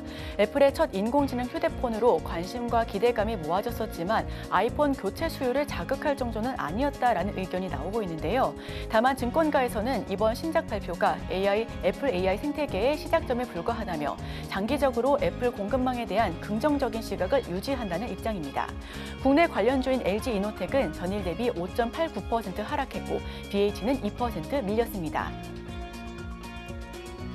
미국발 경기 침체 위기로 국내 증시가 하락하는 가운데 가상화폐 시장은 회복세를 보이고 있습니다. 특히 가상화폐 대장주 비트코인은 7,600만 원 선에 안착한 모습인데요. 비트코인 가격이 회복세를 보인 것은 이날 미국 증시가 반등한 영향으로 보여집니다. 향후 비트코인 가격의 방향성은 오는 11일 발표될 소비자 물가지수와 미국 연준의 금리 인하 여부, 미국 대선 등의 거시경제 요인에 따라 결정될 것으로 전망하고 있습니다. 네, 오늘 제가 준비한 소식은 여기까지입니다. 계속해서 서울경제TV 증시9 개장방송 함께 하시면서 오늘 시장 대응하시길 바랍니다.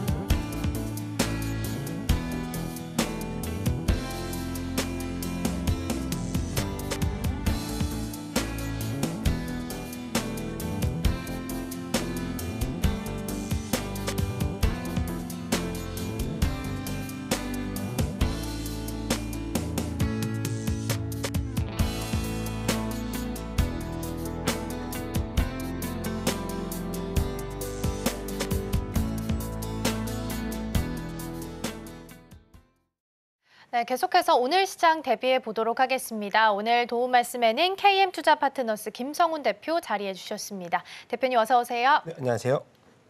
네, 어제 미국 시장은 처음 TV 대선 토론 앞두고 있고 CPI 발표 앞두고 있는 상황이라서 관망세도 좀 짙었고 다우지수는 금융주가 좀 약세를 보이면서 마이너스권에서 마감했고 그나마 이제 오라클이 호실적을 발표하면서 기술주가 좀 방어해주는 모습을 보였습니다. 오늘 우리 시장 전반적으로 예상을 좀 해보시자면 어떤 흐름 예측하세요? 국내 시장 같은 경우에 반도체주들이 미국보다 이제 선제 반영을 최근에는 하면서 주가의 흐름을 좀 이제 선반영하고 있는 상황인데 사실 오늘과 같은 경우는 지금은 이제 미국의 이제 PBR 지수가 4.8배, 그리고 한국이 1.1배 수준으로 국내 반도체 지수 관련돼서도 삼성전자가 사실 6만 원대에 돌입을 하면서 사실 시각적으로 봤을 때는 굉장히 이 주가 수준에서는 저렴하다. 사실 이제 투자자들이 접근할 만한 가격대로는 이제 생각이 되고 있는데 사실상 이제 우리가 증권사들이 이제 레포트가 발간이 되는 것을 보자면은 목표 주가가 전반적으로 지속적으로 하향이 되고 있는 상황에서 사실상 어떻게 보면 중립 의견에 가까운 의견들을 내주고 있는 상황입니다. 그래서 일단 반도체 업종 중심으로 봤을 때는 사실상 오늘 반등이 데드캣 바운스인지 사실 이런 흐름들을 우리가 예측하는 것은 3분기 실적이 되겠죠. 근데 사실상 지금 나올 수 있는 이벤트가 굉장히 많이 포진이 돼 있기 때문에 지금에 와서의 강력한 이 주가에 대한 베팅보다는 사실상 바이오 우리가 주들도 주도주 흐름에서는 이제 상승폭을 계속 이어가고는 있지만 반도체주들은 좀 제한적인 흐름으로서 관망세를 지속적으로 유지했으면 하는 생각은 계속 갖고 있는 상황입니다. 사실상 추가적으로 말씀드린다면 지금 B2C 대에서의 수요 감소폭이 예상이 되는 상황이기 때문에 재고 수준이 지속적으로 이제 쌓인다고 하면은 사실상 하반기의 실적에 대한 이 그림자는 사실 계속해서 어두울 수 있는 가능성들이 큽니다. 그래서 주가가 싸다는 생각보다는 저는 이제 업황에 대한 실적 바운스를 좀 더 우리가 또 중점적으로 봐야 되지 않는 상황이다라는 저는 그렇게 생각이 되는데 결과론적으로 다시 한번 말씀드리면 싼 것은 확실합니다. 그래서 단기적인 반등세를 보이는 투자자라면은 사실 저는 삼성전자에 한해서 베타가 좀 적은 시장보다 그래서 접근할 수 있는 가능성들은 조금 열려 있다. 이렇게 마무리 짓도록 하겠습니다. 네, 그러니까요. 삼성전자 막 너무 높았을 때는 7만 원 내려오면 사야지라고 생각하셨던 분들도 막상 이렇게 떨어지면 매수 버튼 누르기가 참 쉽지는 않은 것 맞습니다. 같아요. 근데 삼성전자는 말씀해 주신 것처럼 계속해서 TP 하향 조정되는 리포트 나오고 있고 스마트폰이나 PC 쪽에서 수요가 줄어들면 재고가 늘어난다라는 이야기 속에서 어쨌든 부정적인 의견들이 좀 더 많이 나오고 있는 상황입니다. 그리고 또 당분간 이렇다 할 큰 변곡점이 될 만한 것들은 9월 말 마이크론 실적 발표 이전까지는 또 없기 때문에 반등하려면 어떤 조건들이 좀 필요하게 될까요? 대부분 다 아시겠지만 퀄 테스트를 일단 통과해 놓고 봐야 될 것 같고 최근 들어서 이제 경쟁사 인텔의 파운드리 관련된 공정 테스트 실패 소식에도 주가는 변동폭이 없었고 또 이제 12단 고대형 메모리의 이제 납품설 등등 여러 가지 긍정적인 소식에도 불구하고 그리고 최근 들어 보면은 아이폰에 대한 이제 신제품 출시 기대감도 주가에서 보면은 IT 업종들이 전부 다 어저께 좀 하락폭이 좀 컸습니다. 그것은 사실 펀더멘탈보다는 센티멘트적인 흐름이 반도체 업종 중심으로서 굉장히 약해졌다. 저는 그렇게 해석을 할 수가 있을 것 같은데 조금 더 확대를 해석해 보면 이제 우리가 AI 인텔리전스가 아이폰이 영어 버전으로만 거대 모델이 올해까지는 출시된다는 그런 흐름에서 내년에 일본어라든가 프랑스, 한국 이렇게 좀 출시를 하면서 기대감이 소폭 하락했을지언정 주가가 거의 5% 이상대의 관련주들이 급락을 한 모습들을 봤을 때는 사실 IT 업종들이 단기적인 재료가 소멸되면 급락하는 수준이 계속 보여줬다. 근데 아까 말씀드렸듯이 긍정적인 면은 최근에 이제 우리가 브로드컴 실적이 그래도 이제 우리 컨센서스가 어느 정도 잘 나왔는데도 불구하고 주가가 빠졌지만은 리커버리를 어느 정도 오늘 했거든요. 그리고 이제 오라클, 클라우드 관련된 실적들이 좀 긍정적으로 나오면서 이번에 좀 IT 업종들이 단기적으로는 바닥론의 일정 부분 좀 해석을 좀 하실 수 있지 않을까 저는 생각이 됩니다. 네, 그러게요. 삼성전자가 일단 자리를 잘 잡아줘야 또 시장이 잘 흘러갈 수 있기 때문에 흐름은 좀 보셔야 될 것 같고요. 그나마 좀 잘 가는 쪽 체크를 해보면 통신이나 통신 장비주는 그래도 시장 대비해서 선방을 해주면서 잘 가고 있는 것 같습니다. 문제는 이 흐름이 언제까지 유지될 수 있느냐일 텐데 그러면 어떤 포인트를 좀 삼아서 유의해서 봐야 되는지 그리고 향후 전망은 좀 어떻게 보고 계시는지도 궁금하거든요. 네, 통신주는 사실 개인분들이 그렇게 선호하는 맞아요. 사실 이제 섹터는 아니고요. 최근 들어서 이제 우리가 생명보험주라든지 그리고 통신주는 전통적인 경기 반영주의 성격 그리고 정부가 이제 증시 부양책을 실시를 하면서 기업의 밸류업 프로그램에서 이제 우리가 통신주 같은 경우도 SK텔레콤이나 KT가 SK는 한 40% 이제 주주환원 규모가 작년에 대비해서 이제 증가폭을 보여주면서 배당의 안정적인 흐름 그리고 최근 들어서 이제 금리가 하락할수록 배당주에 대한 관심이 날로 높아질 수 있는 그런 흐름으로 저는 생각이 되는데 과거에 이제 우리가 서킷 브레이커 발동 시에 2개월간 수익률을 봤을 때는 보험업종, 통신업종이 이제 어느 정도 수익률을 좀 방어해주면서 오히려 이제 그 반등폭이 좀 더 가속화되는 그래서 지금과 같은 시장의 불확실성에서는 통신주와 보험 쪽으로 그리고 원화 강세 수혜주인 뭐 항공업종들 그리고 최근 들어서 이제 뭐 추석과 관련돼서 강원랜드라든가 이런 쪽도 사실 어느 정도 보면은 경기 민감 업종이긴 하지만 전통적인 경기 방어주로서 이렇게 해석을 할 수가 있거든요. 그래서 그런 쪽으로 오히려 지금 FOMC 이후에는 사실 스탠스가 좀 변화가 될 것 같지만 지금 같은 상황에서는 추석 전까지는 이런 흐름들은 좀 더 지속되지 않을까. 근데 이것을 뭐 장기적인 업종 유망주로서 보기에는 좀 무리가 있지만 그래도 하나를 뽑자면 SK텔레콤을 이제 탑픽으로서 뽑고 싶습니다. AI에 관련된 투자 이제 데이터 센터라든가 그런 쪽에 투자를 가속화시키면서 내년 정도에는 긍정적인 이윤을 좀 창출할 수 있는 기대감이 높은 종목은 그래도 SK텔레콤 그리고 배당 수익률 한 올해 기준으로는 한 6%대 배당 수익률 나오거든요. 그래서 사실은 뭐 지금 투자하기에는 뭐 적절한 투자처를 찾자면 SK텔레콤을 탑픽으로 좀 말씀을 드리고 싶습니다. 네, 통신 쪽에서는 SK텔레콤 탑픽 종목 주셨습니다. 차트상 봐도 그래도 시장 대비해서는 굉장히 선방하면서 잘 가고 있는 흐름 좀 보이고 있습니다. 수급을 좀 봤을 때는 외국인이나 기관 투자자가 현물 시장에서 빼는 흐름이 최근에 좀 많이 보이고 있습니다. 추석 지나고 나서 이 수급이 다시 돌아올지는 사실 미지수잖아요. 그래서 이 수급을 어떤 시선으로 지켜보면 좋을지 조언을 좀 주시다면 어떤 부분들이 있을까요? 네, 일단은 저는 그 과거에도 제가 말씀드렸던 게 뭐냐면 지금은 단기적으로 금리 인하 시기에는 이 불확실성에 대해서 외국인들이 굉장히 꺼려하는 투자를 꺼려하는 분위기지만 금리 인하가 이제 완전히 실시가 되고 나서 그리고 국내 같은 경우는 이제 뭐 10월에 금리 인하가 실시가 될 예정이지만 그런 스탠스가 장기적으로 이어진다면 당연히 유동성은 지금보다 굉장히 풍부해질 수 있는 상황이 마련이 되거든요. 그래서 저는 시간대별로 말씀을 드리자면은 뭐 9월을 좀 지나서 뭐 10월 이후에는 외국인들의 투자 매수 국내에서 투자 매수 흐름이 좀 나타날 수 있다고 말씀드리고 싶고 그리고 과거에 이제 밸류업 지수가 이제 어느 정도 윤곽이 좀 드러난다면 외국인들이 좋아하는 주주 환원 정책의 일환으로서의 그 지주사 종목들이 상반기에도 우리가 수출주인 반도체, 자동차 그리고 화장품 그리고 아까 말씀드렸던 지주사 중심으로 돌아왔던 게 밸류업 지수에 대한 기대감이거든요. 그런 부분들 과거에 일본이 10년 동안 밸류업 지수에 대한 그런 프로그램을 계속 장착을 하면서 지수를 어느 정도 상단폭을 계속해서 고점을 높였듯이 외국인들의 참여율을 봤을 때는 과거의 일본 사례를 한국의 사례와 비교했을 때 충분히 우리 국내 증시에는 추가적인 매수 움직임은 하반기에는 좀 더 가속화될 수 있지 않을까. 그것이 밸류업 지수에 대한 그런 긍정적인 이 기업들에 대해서 밸류업에 대한 그 참여율이 굉장히 높아진다면은 저는 외국인들의 추가적인 매수세를 좀 더 이어갈 수 있다. 저는 그렇게 생각이 됩니다. 네, 금리 인하라는 키워드를 앞둔 상황 속에서 단기적으로 봤을 때는 수급이 악화될 수 있겠지만 오히려 장기적으로 봤을 때는 긍정적으로 유동성이 조금 더 확대될 수 있겠다라는 부분도 언급을 좀 해주셨습니다. 이틀 뒤면 이제 추석 연휴가 본격적으로 또 시작이 됩니다. 그럼 이제 가장 중요한 건 지금 ADR 기준으로 봤을 때는 양시장 모두 과매도 구간이거든요. 그럼 사고 넘어가야 될까요? 아니면 팔고 넘어가야 될까요? 사실 과거에는 네. 추석 이제 필요한 자금들을 네. 팔기 위해서 좀 이제 자금들을 수요를 하기 위해서 이틀 전에 매도 물량을 좀 더 오늘이 키워냈지만 마지막이죠. 예, 지금 그런 투자자분들은 사실은 없습니다. 과거에 비해서 조금 더 소비라든가 이런 부분들이 좀 여유가 있다고 말씀을 드려야 될까요? 근데 문제는 그겁니다.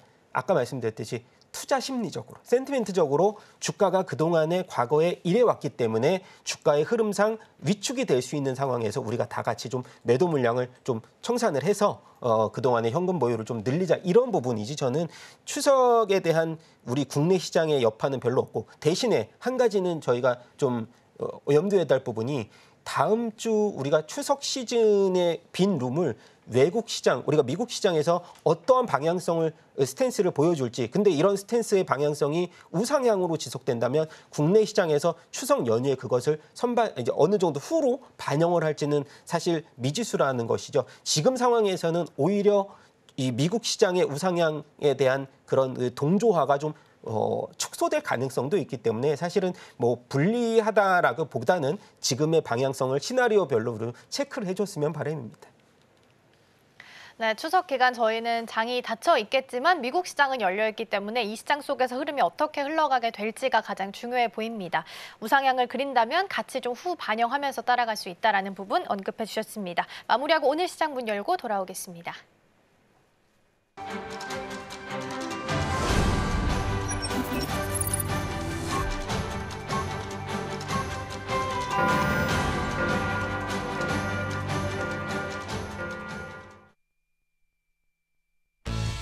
네, 9월 11일 수요일 문을 힘차게 열었습니다. 먼저 전 거래 우리 증시 다시 한 번 더 살펴보자면 어제 양지수 모두 다 좀 지지부진한 흐름 보여줬습니다. 특히나 유가증권 시장 같은 경우에는 특별한 호재가 없었기 때문에 한 달여 만에 2,520선까지 다시 내려가고요. 코스닥도 1% 넘게 빠져가면서 간신히 700선을 지키는 모습 보여줬습니다. 특히나 유가증권 시장, 그럼 이 시각 현재 분위기 바로 확인해 보도록 하겠습니다. 네, 현재 코스피, 코스닥, 양지수 모두 다 소폭이지만 오름세로 출발하고 있습니다. 코스피 같은 경우에는 2,524선에서 출발하고 있고요. 코스닥 같은 경우에도 0.47% 상승하면서 710선을 향해서 달려가고 있습니다. 그렇다면 현재 시가총액 상위 종목들은 어떤 움직임을 보여주고 있는지 바로 확인해 보도록 하겠습니다. 어제 우리 시장에서는 혼조세를 보였습니다만 오늘 같은 경우에도 삼성전자와 현대차 제외하고는 빨간불이 들어와 있는 것을 볼 수가 있습니다. 일단 삼성전자 같은 경우에는 어제 우리 증시에서 1년 중 최대 낙폭을 그려내면서 66,000원 선까지 떨어졌는데 오늘 같은 경우는 현재 65,100원에서 거래가 진행되고 있습니다. 반면에 반도체 투탑의 이 흐름은 다른 방향성 보여주고 있는데요. 어제는 동반 하락했다면 지금은 SK하이닉스 지금 0.84%, 1% 가까운 상승세 보여주면서 출발하고 있습니다. LG에너지솔루션도 현재 0.92%, 1% 가까운 상승세 보여주고 있고요. 삼성바이오로직스 어제장에서 굉장히 큰 호재거리가 있었습니다. 미국에서 이 생물보안법이 통과가 되면서 삼성바이오로직스는 어제자 바로 황제주에 등극했고요. 오늘도 지금 100만 원 선 바로 돌파하면서 황제주 반열에 다시 한 번 더 올라가는 모습 보여주고 있습니다. 현대차는 지금 0.43% 떨어지면서 출발하고 있습니다. 이어서 코스닥 시가총액 상위 종목들도 한번 살펴보도록 하겠습니다. 네, 삼성바이오로직스는 상승을 했지만 알테오젠 같은 경우는 현재 0.49% 떨어져 있었습니다. 어제 그 호재로 인해서 알테오젠은 움직였지만 오늘만큼은 그 움직임을 크게 보여주지는 않고 있는 모습 보여주고 있고요. 에코프로비엔과 에코프로 어제 1년 중 최저치 경신을 했는데 오늘은 그 하락폭 다시 한 번 더 회복하는 모습 보여주고 있습니다. 에코프로비엔 같은 경우는 2.22% 상승했고요. 에코프로도 2% 가까운 상승세로 출발하고 있습니다. HLB 같은 경우에는 이 리보세라닙 다시 한 번 더 FDA 승인에 대해서 제도전장을 내밀었습니다. 그동안 정말 승승장구하는 주가를 보여줬는데 어제만큼은 차익 실현 매물이 어느 정도는 출하되는 모습을 나타냈습니다. 하지만 오늘은 그 낙폭 어느 정도는 지금 땡겨 올려오는 모습 보여주고 있습니다. 86,000원 선에서 거래가 진행되고 있습니다. 클래시스는 1.46% 하락한 채 54,000원 선에서 현재 주가 준비 중입니다. 그렇다면 현재 이 시장에서 움직이고 있는 종목들 과연 어떤 게 있는지 바로 확인해 보도록 하겠습니다. 네, 오늘 우리 시장에서는 대부분 좀 혼조세를 보여주고 있습니다. 일단은 제일 먼저 확인해 볼 거는 바로 전자기술 쪽으로 확인해 보도록 하겠습니다. 오늘 오전 10시에 이 미국의 대선 토론이 진행될 예정입니다. 양측 후보에 대해서 과연 어떤 발언이 나올지 집중이 되고 있는 가운데 그동안은 해리스 부통령이 강하게 주장해왔던 게 바로 마리화나에 대해서 합법화 추진 이야기였습니다. 반면에 이 트럼프 전 대통령 같은 경우에는 마리화나 쪽에 대해서는 언급을 다소 줄이는 모양새를 보였지만 최근 들어서는 마리화나 합법화에 대해서 규제 완화를 하면 좋을 것 같다라고 이쪽의 의견을 또다시 한번 실어주는 모습을 보여주면서 오늘 우리바이오 지금 힘차게 움직이고 있습니다. 2.16% 상승하고 있기 때문에 오늘 오전 10시에 열릴 이 회의에서 과연 어떤 발언을 내밀는지 한번 주가 추이 찾아서 보시면 좋을 것 같습니다. 삼성전자 같은 경우에는 현재 1.81%, 2% 가까운 낙폭을 좀 그려내고 있습니다. 65,000원 선에서 거래가 진행되고 있습니다. 오성첨단 소재, 마찬가지로 이 마리화나와 관련된 종목이다 하면 바로 꼽을 수가 있는 게 우리바이오 오성첨단 소재라고 볼 수가 있는데 우리바이오와는 조금 다른 흐름 나타내고 있습니다. 그동안에 계속해서 상승된 게 어느 정도는 매물이 출하가 되는 모습 보여주고 있고요. 4%대 꽤나 큰 폭의 하락세 나타내고 있습니다. 다음 종목들도 한번 살펴보도록 하겠습니다. 다음은 제조업 쪽으로 한번 살펴보면 좋을 것 같은데요. 일단 전반적으로 봤을 때는 상승하는 종목군이 훨씬 더 많이 차지하고 있습니다. 배설 같은 경우에는 19.69%, 20% 가까운 급등세 현재 장 시작하자마자부터 연출하고 있습니다. 이어서 제일일렉트릭도 5.14%로 꽤나 큰 폭으로 상승하고 있고요. 전반적으로 제조업종에 있어서는 아무래도 상승하는 추세가 더욱더 큰 것으로 보여지고 있습니다. 한컴이도 오랜만에 다시 한 번 더 보여지고 있습니다. 딥페이크 보안 관련주로 분류가 되어 있고요. 한컴이드 현재 3.63% 상승하면서 출발하고 있습니다. 다음 섹터도 이어서 살펴보도록 하겠습니다. 다음은 컨슈머 쪽으로 보면 좋을 것 같습니다. 네, 일단 커다즈 컴바인 같은 경우는 0.45% 소폭의 하락세 보여주고 있습니다. 전반적으로는 상승하는 종목군들이 좀 더 많이 분포를 하고 있지만 소폭의 하락세로 어느 정도는 하락 추세 보여주고 있습니다. 반면에 DYD 같은 경우는 11.63%로 꽤나 크게 상승하면서 지금 현재 거래가 진행되고 있습니다. 다음 섹터들도 한번 확인해 보도록 하겠습니다. 네, 다음은 비에너지 쪽으로 살펴보면 좋을 것 같습니다. 비에너지 쪽은 지금 어느 정도만 보더라도 굉장히 하락하는 종목들이 좀 우선적으로 많이 보여지고 있습니다. 일단 SG 같은 경우에는 1.95%, 2% 가까운 낙폭을 현재 형성하고 있고요. 일신석재 같은 경우에도 1.5% 가까운 하락폭 보여주면서 지금 이쪽 섹터 안에서 하방의 압력을 크게 가하고 있는 것으로 보여지고 있습니다. 반면에 동양철강 같은 경우에는 1% 가까운 오름세 현재 연출을 하고 있고요. 이램도 0.33% 상승 출발하고 있습니다. 다음 섹터들도 한번 이어서 살펴보도록 하겠습니다. 다음은 테크놀로지 쪽으로 살펴보도록 하겠습니다. 테크놀로지는 대부분 좀 상승하는 종목들이 우세하게 보여지고 있습니다. 위메이드 같은 경우에는 방금 전 증시 8에서도 다시 한 번 더 다뤘던 종목이죠. 위메이드는 현재 지금 이렇게 매수를 보여주고 있고요. 5.34%, 11.63% 굉장히 크게 상승하는 모습 보여주고 있습니다. 전반적으로 게임 업종들 강세 현재 나타나고 있습니다. 넥슨 게임즈도 어제장에서는 조금은 지지부진한 흐름 나타냈지만 오늘 2.76% 상승 출발하고 있고요. 위메이드 그룹주 전반적으로 모두 다 강한 상승 추세 나타내고 있습니다. 김섬윤 전문가가 증시 8에서도 오늘 위메이드 관련주들 굉장히 큰 폭으로 움직일 것이다 라고 말한 만큼 오늘 과연 주가 추이 어떻게 진행될지 확인해 보시면 좋을 것 같습니다. 일단 슈어소프트테크도 5.07%, 센즈랩도 2.55% 상승하고 있고요. 셀바스 AI도 오늘 3% 가까운 급등세 나타내고 있습니다. 네, 일단은 폴라리스 오피스는 아까 전과 봤던 다른 종목들과 비교했을 때는 지금 현재 0.18% 소폭의 하락세를 나타내고 있습니다. 모니터램도 현재 1.8% 올라가 있고요. 폴라리스 AI는 폴라리스 오피스와는 다른 방향 보여주고 있습니다. 1.41% 상승하고 있습니다. 루닉 같은 경우에는 어제 굉장히 강하게 움직였던 종목 중에 하나입니다. 로슈 디지털 병리 플랫폼에 대해서 AI 솔루션 통합 소식에 어제장 진짜 나오자 장 초반부터 강하게 움직였지만 오늘은 보합권에서 움직임을 보여주고 있습니다. 오픈 베이스도 0.22%고요. 본유도 1.5% 상승하면서 현재 지금 거래가 진행되고 있습니다. 다음 섹터도 이어서 살펴보도록 하겠습니다. 네, 다음 섹터는 프로세스 쪽으로 살펴보면 좋을 것 같은데요. 프로세스도 대부분 상승하는 종목들이 많이 지금 차지하고 있습니다. 일단 금양 같은 경우에 다시 한번 올라오고 있습니다. 2.38% 상승하면서 47,300원 선에서 거래가 진행되고 있고요. 포스코 퓨처임도 현재 3% 가까운 급등세 연출하고 있습니다. 이수 스페셜티 케미컬도 1.27%나 상승하면서 현재 전반적으로는 상승하는 업종들이 크게 자리하고 있는 것을 확인해 볼 수가 있습니다. 다음 섹터도 이어서 살펴보도록 하겠습니다. 다음 섹터 같은 경우에는 일단 금융 쪽으로 한번 살펴보면 좋을 것 같습니다.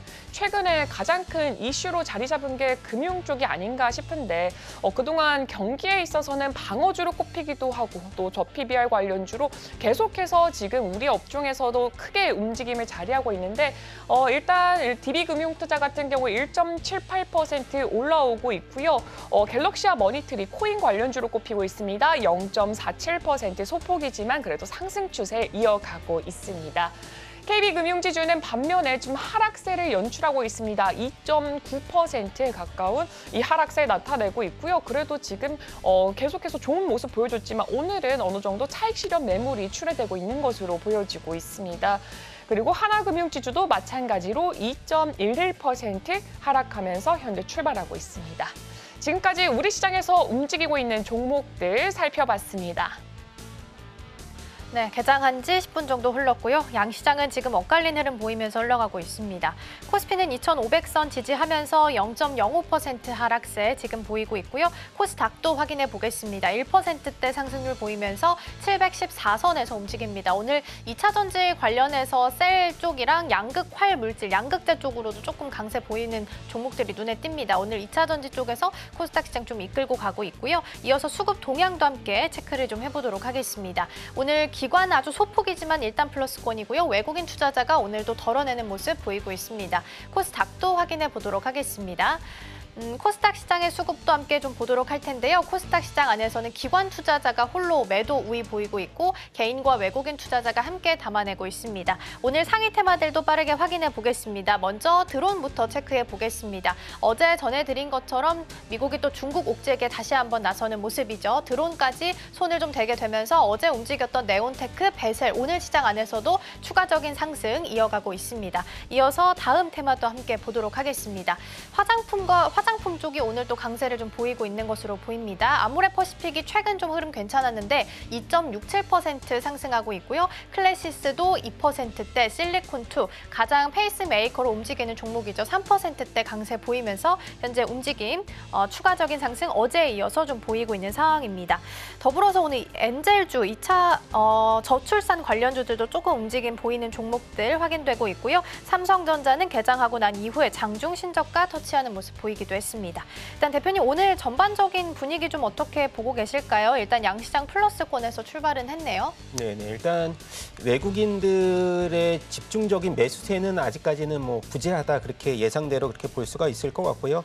오늘과 같은 경우도 이제 코스피 지수 중심으로 본다면 통신업종이라든가 운수창고 업종 중심으로서 원화 강세에 대한 수혜주 그리고 경기 방어주 아침에 저희가 이제 장전에 다뤘던 종목들 중심으로도 반등세를 보여주고 있고 여전히 이제 의료정밀이라든가 전기가스업 관련돼서 반등세를 보여주고 있습니다만은 시장의 변동폭은 아까 말씀드렸던 우리가 그 TV 토론 이 10시에 잠시 후 이제 시작이 되는데 그러한 이벤트들이 좀 많기 때문에 관망세를 지속적으로 보일 수 있겠다는 말씀을 계속 드려보고 싶습니다. 사실 아까 말씀드렸듯이 이제 우리가 드론 관련주라든가 일부 테마 좀 시가총액이 작은 종목들을 중심으로서 반등세를 나오고 있지만은 개인 투자자분들이 이제 순환매적인 차원으로 본다면 유동성이 정말 좀 이제 크지 않기 때문에 사실 굉장히 빠른 순환매적으로 추종하기에는 사실 테마주들이 연속성이 사실 예전보다는 좀 부족하다는 상황이고요. 앞서서 말씀드렸던 뭐 새로운 테마주들, 신규로 우리가 좀 신선한 테마주들 같은 경우는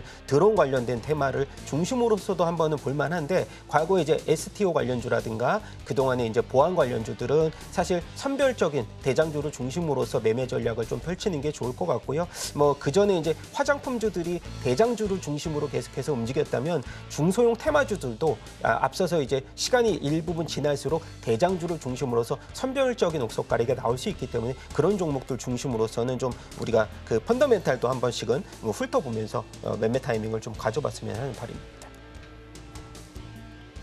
네, 말씀해주신 것처럼 오늘 화장품이 또 자리를 좀 강하게 보이면서 올라오는 종목들이 좀 눈에 띄고 있습니다.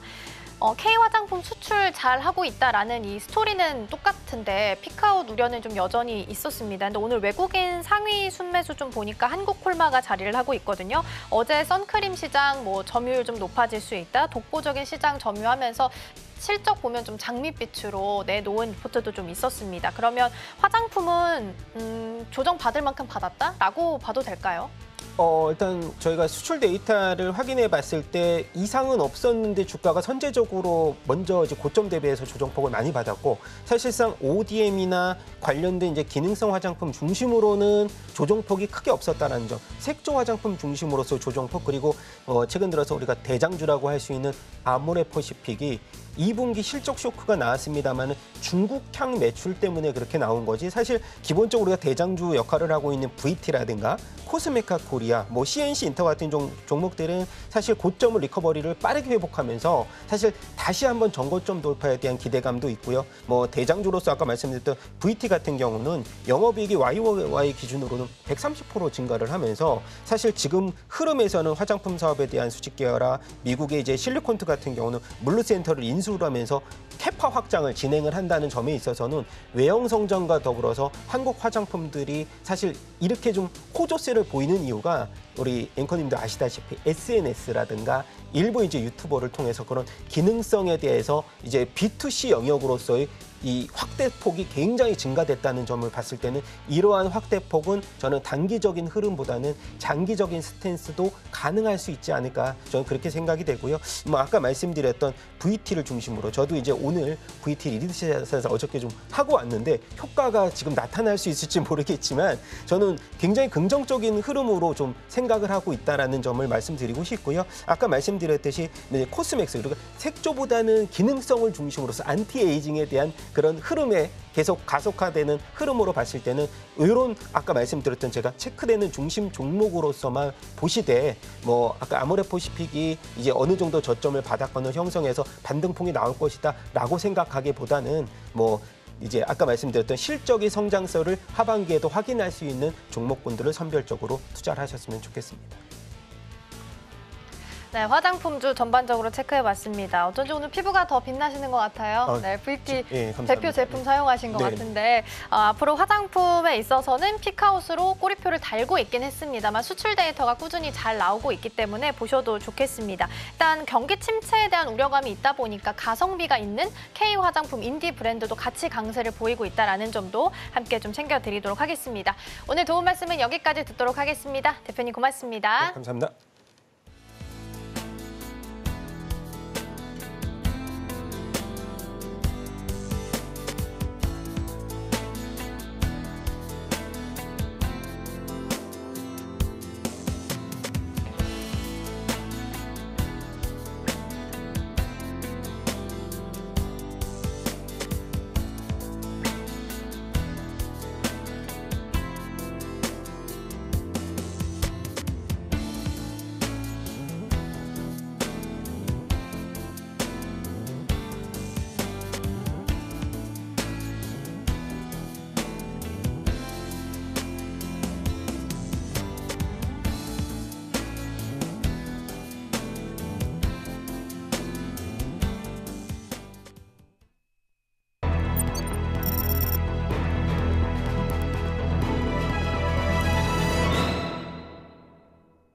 따라가 말아 시작해보도록 하겠습니다. 오늘 도움 말씀에는 이코노미 리서치 이슬희 전문가 자리해 주셨습니다. 전문가님 어서 오세요. 네, 안녕하세요.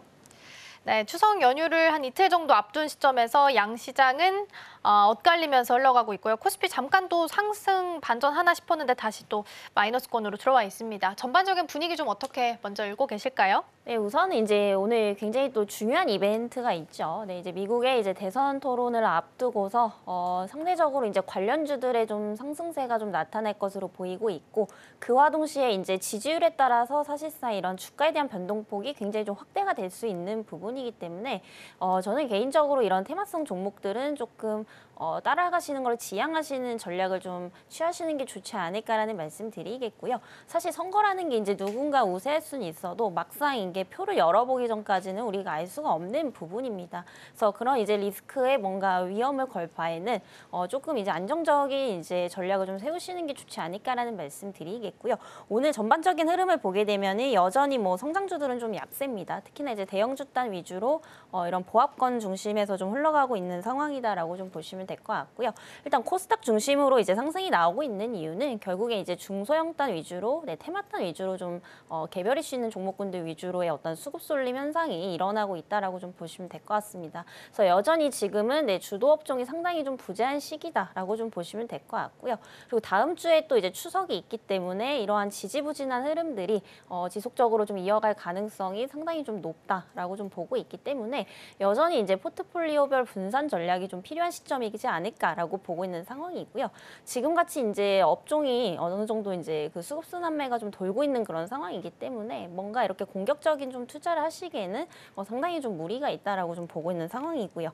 이런 부분들을 봤을 때는 이제 좀 섹터별로 분산 투자 전략이 유효하시지 않을까라고 보고 있습니다. 그래서 대표적으로 이제 그 선거 결과에 별로 이제 영향이 없는 뭐 제한적인 종목들을 대표적으로 말씀드리자면 결국에 이제 방산 조선 쪽은 좀 꾸준히 보셔야 된다라는 말씀 좀 드리겠고요. 그리고 최근에 이제 금융이라든지 증권주들의 이제 상승세가 이어지고 있습니다. 결국에 이제 금리 인하가 이어지게 되면은 채권 가격이 좀 강세로 이어질 수밖에 없는 부분들이기 때문에 특히나 이제 증권주들은 연말까지 지속적으로 좀 보셔야겠고요.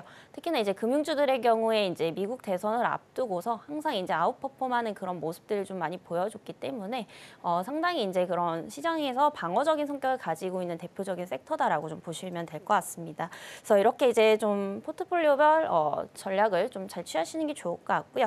여전히 이제 반도체들 같은 경우에 특히 이제 삼성전자의 경우에 노이즈가 계속해서 좀 나오고 있고 이런 레거시에 대한 부분들이 조금 아직 해결이 좀 안 된 그런 상황이기 때문에 사실상 조금 더 지켜보셔야 되지 않을까라는 좀 말씀드리도록 하겠습니다.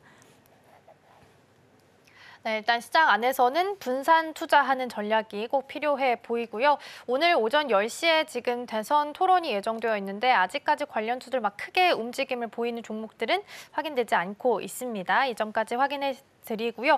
오늘 그나마 좀 움직이는 쪽이 드론 쪽이 있습니다. 근데 전문가님 워낙 시총 좀 작은 종목들이 크게 움직이고 있는 걸로 보여요. 하이드론 뭐 이런 종목들은 상한가에 들어가는 것으로 확인이 좀 되고 있는데 물론 스토리는 생물보안법이랑 똑같이 중국 옥죄면 한국이 반사수에 입을 거다라는 프레임은 똑같거든요. 근데 워낙 시총이 너무 작은 종목들이다 보니까 이거를 따라 붙어도 되나라는 좀 걱정이 됩니다. 어떻게 보세요? 사실 지금 시장에서 제일 쫓아가면 안 되는 게 이 드론주라고 저는 개인적으로 진짜요? 좀 생각을 하고 있고요. 사실 큰 맥락에서 보면은 프레임 자체는 뭐 이런 바이오의 그런 생물보안법과 비슷하거든요. 결국에는 이제 내용이 중국에 대한 견제입니다.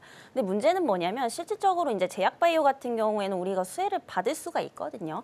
그래서 뭐 CDMO 기업들 보면은 뭐 삼성바이오로직스도 있고 ST팜 등등 굉장히 많은 기업들이 있는데 사실 이런 기업들은 실질적으로 생산력을 갖추고 있고 중국을 견제했을 시에 수주를 받을 수 있는 어떤 캐파를 좀 가지고 있는 굉장히 튼튼한 기업들입니다만은 드론 같은 경우에 사실 우리나라 관련 기업들 보면 다른 나라랑 이제 비교했을 때 상당히 좀 뒤처지는 편이거든요.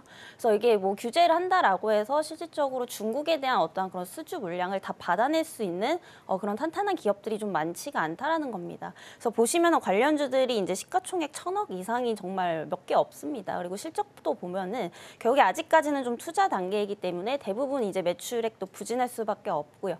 또 이제 영업이익도 이제 적자인 기업들이 상당히 많이 있기 때문에 이런 종목들 이제 잘못 좀 쫓아가셨다가 추후에 이제 재료 소멸이 된다라고 하면은 되면은 그만큼 상승분에 따른 급락도 똑같이 나올 수가 있기 때문에 지금 리스크 관리 차원에서 조금 접근을 안 하시는 게 좋지 않을까라는 말씀 드리겠고요.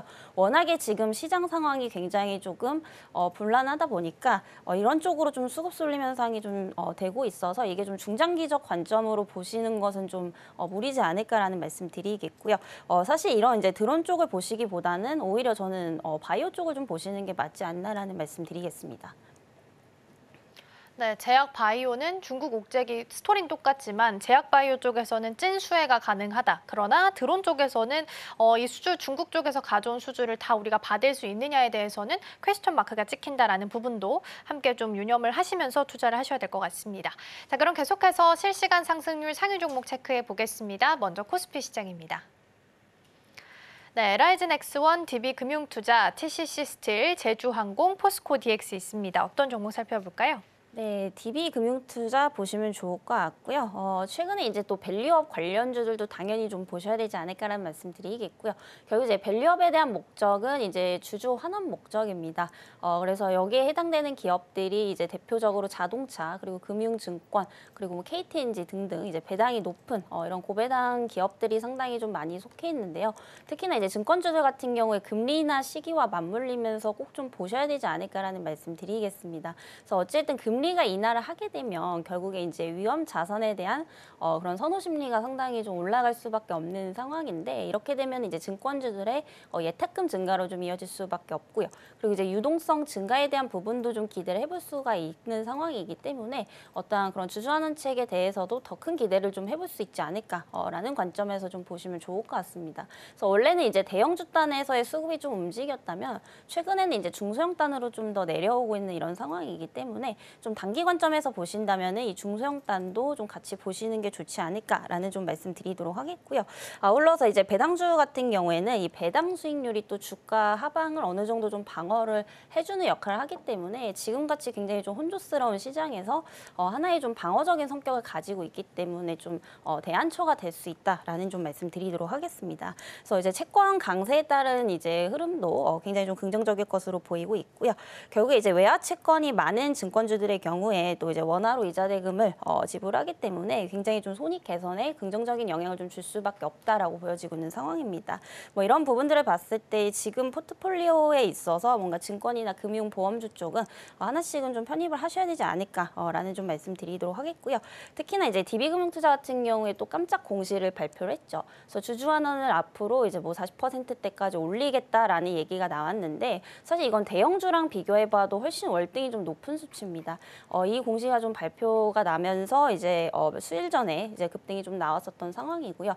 물론 이제 이거를 실질적으로 이제 환원을 정말로 할지는 좀 지켜봐야겠는 부분이지만 지금 우리 증시에 대한 모멘텀의 어떤 부재를 생각한다면 이런 이슈도 사실상 굉장히 좀 긍정적으로 볼 수가 있거든요. 결국 이제 대외 변수에 따라서 좀 움직일 수밖에 없는 게 이제 국내 증시라고 좀 보고 있는 상황이지만 어쨌든 지금 개인적으로 좀 기대를 해볼 만한 것은 개인적으로 이제 밸류업 쪽이 아닐까라고 좀 보고 있는 상황입니다. 그래서 이에 따른 수혜를 좀 연말까지 가져가 볼 수 있지 않을까라고 좀 보고 있는 상황이고요. 최근 들어서 이제 상승이 나온 상황이기 때문에 지금 뭔가 이렇게 무리하게 접근을 하시기보다는 조금 눌렸을 때 한번 관심 있게 지켜보시면 좋겠다라는 말씀드리겠습니다.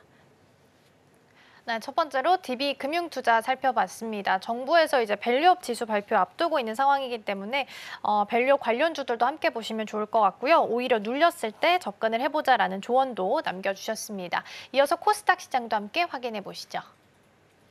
네, 코스닥입니다. 펩트론, 파마리서치, 신성 델타테크, 위메이드맥스, SFA 반도체 있습니다. 어떤 종목 살펴볼까요? 네, 펩트론 보시면 좋을 것 같고요. 여전히 이제 그 바이오주들은 관심 있게 좀 보셔야 될 것 같습니다. 그래서 제가 과거에도 말씀드렸지만 9월부터 이제 연말까지 사실상 주도주가 바이오로 바뀔 가능성이 높다라고 좀 말씀드렸었거든요.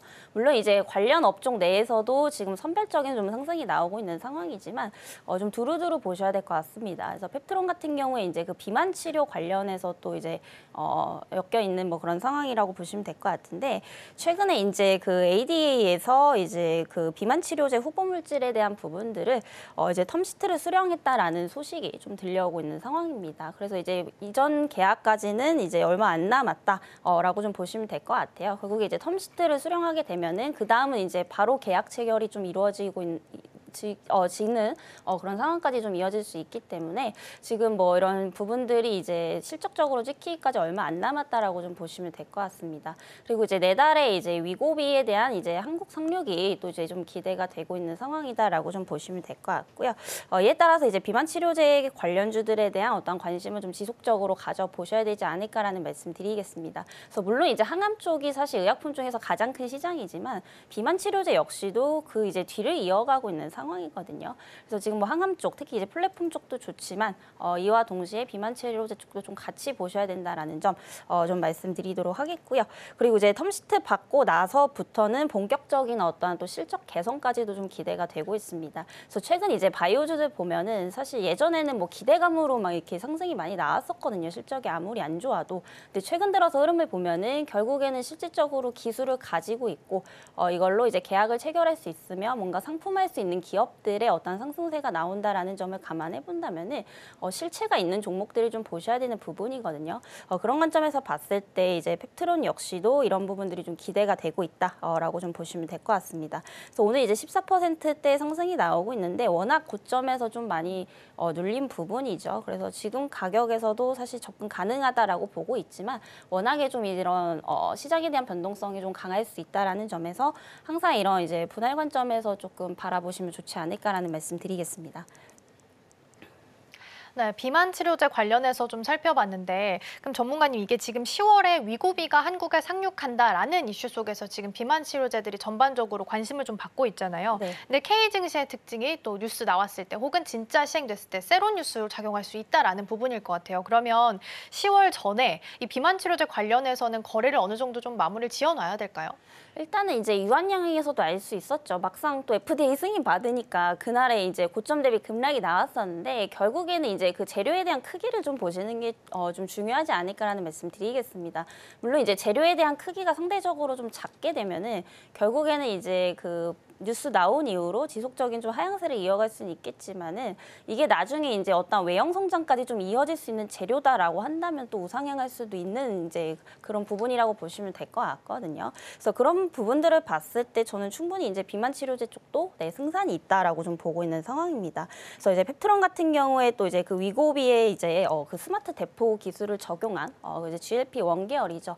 이 기술을 또 좀 가지고 있는 상황이고 결국에 이게 이제 계약 체결이 된다라고 한다면은 실질적으로 아까도 말씀드렸지만 수익성 개선까지도 좀 이어질 수가 있는 이런 부분들이기 때문에 충분히 이제 실적에 대한 부분들도 좀 기대를 해볼 수 있지 않을까라는 관점에서 본다면 사실상 이제 단발성 재료라고 좀 보기는 어렵지 않을까라고 보고 있고요. 그리고 대부분의 이제 우리나라 비만 치료제 기업들 보면은 지금 다 임상 1상 이상 단계입니다. 대부분이. 그래서 앞으로도 계속해서 이런 임상에 대한 결과 발표도 나올 수 있다라는 점에서 사실 하루 이틀짜리 이슈가 아니다라는 거죠. 그래서 아직까지도 갈 길이 멀다라는 거. 그만큼 이제 성장에 대한 이제 전망은 좀 길게 가져가 볼 수 있다라는 관점에서 봤을 때 단발성 이슈로 끝나기에는 조금 아깝다. 이렇게 좀 보고 있는 상황입니다. 네, 재료의 무게가 중요하다라는 부분 언급해 주셨습니다. 우리 시장 안에서 가장 좀 시판이 빠른 쪽은 또 한미약품 쪽이니까 이 부분도 같이 챙겨가시면 좋을 것 같습니다. 자, 그럼 상위 테마들도 함께 체크를 좀 해보도록 하겠습니다. 먼저 첫 번째로는 오늘 시장 안에서 음식료 쪽 체크를 좀 해보도록 하겠습니다. 예전에 달러 강세일 때 오히려 수출 좀 잘 나가는 수출주 위주로서 음식료가 잘 나갔었는데 오늘 최근 들어서는 시장에서 좀 지지부진한 흐름 보이고 있습니다. 다만 지금 삼양식품이 강보합 수준에서 일단은 플러스권에서 머물고 있는 상황이고요. 오늘도 반도체주가 조금 쉬어가다 보니까 2차 전지 그리고 제약 바이오까지 시장을 좀 방어해주고 있는 모습입니다. 오늘 대보마그네틱이 상한가에 지금 묶여있는 상황이고요. 화장품주 앞서서 살펴봤던 것처럼 수출 데이터는 계속해서 잘 나오고 있습니다. 다만 피크아웃이라는 꼬리표는 늘 달고 다니지만 본인이 가지고 있는 실적을 계속해서 잘 깨고 있는 쪽이기 때문에 조금 더 집중해 보셔도 좋을 것 같습니다. 자, 그럼 전문가님 이 중에서는 어떤 테마를 좀 살펴볼까요? 네, 음식료업종도 앞으로 조금 보셔야 되지 않을까라는 말씀 드리겠고요. 우선은 고점 대비 굉장히 좀 많이 눌려 있습니다. 근데 이게 지금 뭐 이익이 훼손이 된 게 아니고 이런 시장의 영향으로 좀 이제 급격하게 하락을 했기 때문에 다소 좀 과대의 낙폭 구간에 있다라고 좀 보시면 될 것 같습니다. 그래서 최근에 이제 그 음식료 기업들, 특히 이제 식품 기업들 같은 경우에 수출량이 엄청나게 많이 늘었죠. 네, 이러면서 이제 달러 강세에 대한 이런 수혜를 굉장히 좀 많이 봤었는데 앞으로 이제 달러 약세가 좀 이어지면은 이게 수익성 개선 폭이 적어지는 게 아니냐라는 우려를 조금 하실 수도 있을 것 같은데 제 생각에는 좀 제한적이지 않을까라고 보고 있는 상황이에요. 왜냐하면은 그만큼 이제 원화 강세에 따른 또 수혜를 동시에 볼 수 있는 업종이거든요. 그래서 대체적으로 이제 그 원료를 보면은 특히 밀가루 같은 경우에는 수입 비중도 굉장히 높습니다. 그래서 어느 정도 이제 원재료를 이제 수입을 하면서 여기 부분에 있어서 또 어느 정도 원화 강세에 대한 부분을 또 수혜를 볼 수 있기 때문에 전체적으로는 이제 수익성 방어를 좀 할 수 있을 것으로 좀 보이고 있는 상황이고요. 그래서 너무 이제 그 달러 약세에 대한 우려는 좀 과도하지 않나라고 좀 판단이 되고 있는 상황입니다. 그래서 여러모로 지금 보게 되면은 식품주들은 계속해서 지금 좋아지고 있는 상황이거든요. 특히나 이제 그 농식품에 대한 수출량을 보면은 1월에서 8월까지 거의 9조 원대 가까이 찍혔습니다. 그래서 역대 최고치라고 좀 보시면 될 것 같고요. 이 기조로 좀 이어가게 된다라고 한다면은 사실상 하반기에도 수출량 증가가 어느 정도 좀 담보가 되어 있는 그런 상황이기 때문에 사실상 이런 펀더멘털 자체가 좀 훼손이 된 것은 아니다라고 좀 판단을 해보셔도 좀 좋지 않을까라는 말씀 드리겠고요. 물론 이제 아무리 좋다라고 하더라도 어느 정도 이제 고점에 다다랐으면 또 차익 실현 매물도 좀 나올 수밖에 없는 그런 구간이기 때문에 최근에 이제 시장의 영향과 더불어서 좀 조정이 깊게 나오고 있다라고 좀 보시면 될 것 같고요. 결국에는 이제 그 단기 관점에서 보면은 맞지는 않죠. 그래서 식품주들 같은 경우에도 사실상 조금 연말이나 내년까지 좀 보셨을 경우에 좀 모아가시기 좋은 자리다라는 좀 말씀 드리도록 하겠고요. 여전히 뭐 해외 매출 비중이 높은 기업들 위주로 좀 주목을 해보시면 좋을 것 같습니다.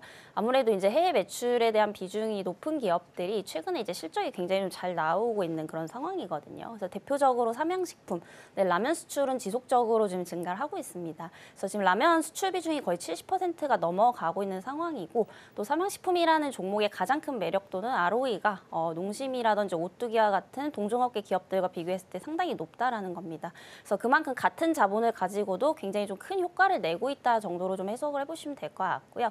그 다음에 이제 CJ제일제당 역시도 가공식품에선 선두주자이죠. 뭐 이제 비비고 등 이런 가공식품이 이제 또 북미 쪽에서 인기가 굉장히 많은 상황인데 최근에 이제 해외 매출 비중이 한 40% 정도지만 내년까지는 또 50%까지 늘어날 것으로 보이고 있는 상황입니다. 그래서 왜 해외 매출 비중이 높은 기업들을 보셔야 되냐면 그만큼 이제 판가 인상에 대한 부분들이 상당히 좀 용이하다라는 겁니다. 국내보다는. 그래서 아무래도 뭐 환율 변동에 따른 위험에 이런 방어적인 부분을 가장 잘 취할 수 있기 때문에 여전히 이제 식품 쪽에서는 해외 매출 비중이 높은 기업을 좀 보시는 게 좋을 것 같고요. 그리고 그동안 이제 상대적으로 이제 소외가 되어 있었던 게 또 주류 쪽입니다. 그래서 하이트진로라는 종목도 좀 같이 보셔야 되지 않을까라는 말씀 드리겠고요. 일단 소주 같은 경우에 이제 뭐 식품에 비하면 사실 수출 규모가 그렇게 크진 않지만 최근 들어서 점진적으로 늘어나고 있다라는 점. 그래서 사실 식품과 비교했을 때는 밸류적인 부담도 좀 낮다라는 점에서 그동안 이제 식품주들을 조금 관심 있게 못 보신 분들은 오히려 주류 쪽으로도 좀 눈을 돌려보셔도 괜찮지 않을까라는 말씀 드리겠습니다. 네, 사실 고점 대비해서 많이 눌려있는 자리긴 합니다. 그렇기 때문에 연말까지 혹은 내년까지 조금 더 긴 호흡으로 모아가기 좋은 자리에 놓여있다라는 부분 이야기를 좀 해주셨습니다. 달러 강세일 때도 그리고 원화가 강세일 때도 양쪽 다 수혜를 받을 수 있다라는 부분도 함께 챙겨가시면 좋겠습니다. 오늘 도움 말씀은 여기까지 듣도록 하겠습니다. 전문가님 고맙습니다.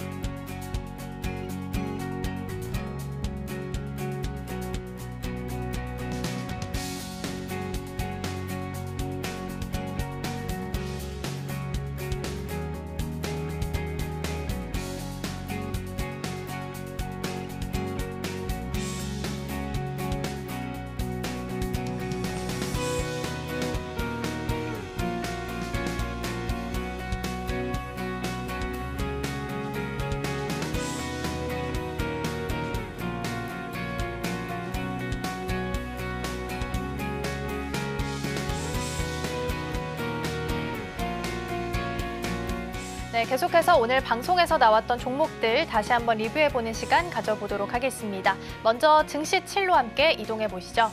오늘 2차 전지 관련해서 이야기를 좀 나눠봤습니다. 오늘 오전 10시부터 우리 시간으로 기준으로 했을 때는 미국의 대선 후보들의 첫 TV 토론이 예정되어 있습니다. 어제는 마리아나 관련주들이 테마를 좀 이루면서 움직였는데 오히려 오늘 시장 안에서는 움직임이 좀 덜한 모습이고요. 오히려 2차 전지, 신재생 관련주들이 조금 더 강세 보이고 있습니다. 아무래도 우리 시장 안에서는 해리스 후보의 당선이 조금 더 유력하다라는 쪽으로 조금 더 표를 두고 있는 것 같습니다. 일단 LG 에너지 솔루션 가장 대장격으로 움직이는 종목이죠. 2.2% 상승하면서 38만 원 선에서 거래되고 있습니다. 이어서 증시 8로 함께 이동해 보시죠. IMBDX 보도록 하겠습니다. 우리 김선윤 전문가님의 탑픽 종목이었고요. 어제 생물보안법이 미국 하원을 통과하게 됐습니다. 그렇기 때문에 중국 옥죄기 시에는 한국이 반사 이익을 받을 수 있다라는 스토리 여전히 유지되고 가고 있는 중이고요. 에스모는 9월 13일부터 17일까지 개최가 예정되어 있습니다. 이 자리에서 8개 암종의 성능 발표가 예정되어 있어서 추가적인 상승 가능할지도 함께 보시면 좋겠습니다. 목표가 2만 원 그리고 손절가는 16,000원 제시해 주셨고요. 오늘은 1.4% 상승하면서 18,000원 하회하며 움직입니다. 이어서 증시 9로 함께 확인해 보시죠. 우리 이슬이 전문가와 함께 음식료 섹터와 함께 이야기를 좀 나눠봤습니다. 달러 강세일 때 수출주로서 자리매김 톡톡히 하고 있었는데 최근에는 금리 인하 키워드가 나오게 됐고 달러 약세를 보이게 되면서 오히려 피해를 받지 않을까라는 시선이 조금 더 중론이긴 했습니다. 하지만 이 영향이 제한적일 수 있다라는 부분 언급을 해주셨습니다. 아무래도 밀가루 같은 원료를 수입하는 데 있어서는 오히려 원화가 강세일 때 도움이 될 수 있다라는 부분 체크를 좀 해주셨고요. 연말이나 내년까지 모아가기 좋은 자리에 놓여 있습니다. 아무래도 고점 대비해서 많이 눌려있는 종목들이 있다 보니까 자리는 괜찮다라는 부분 체크해 보시면 좋겠습니다. 삼양식품이 0.39%, 농심이 1.5% 정도 강세 보이고 있습니다. 오늘 브리핑은 여기까지 전해드리겠습니다. 오늘의 핵심 요약입니다. 오늘 원달러 환율은 30전 오르면서 개장했습니다. 코스피는 2,520대 강보합 출발했고요. 지금 이 섹터에서는 음식료 살펴봤습니다. 삼양식품, CJ제일제당, 하이트진로 살펴보면 좋을 것 같습니다.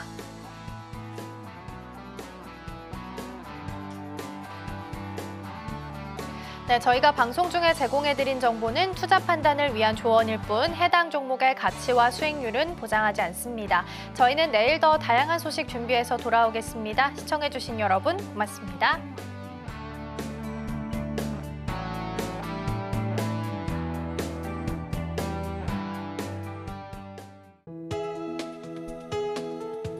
본 방송에서 제공하는 투자 정보는 투자 판단에 대한 조언입니다. 방송에서 제공하는 주식의 가치, 가격 상승 및 하락에 대해서는 방송사에서 보장하지 않습니다.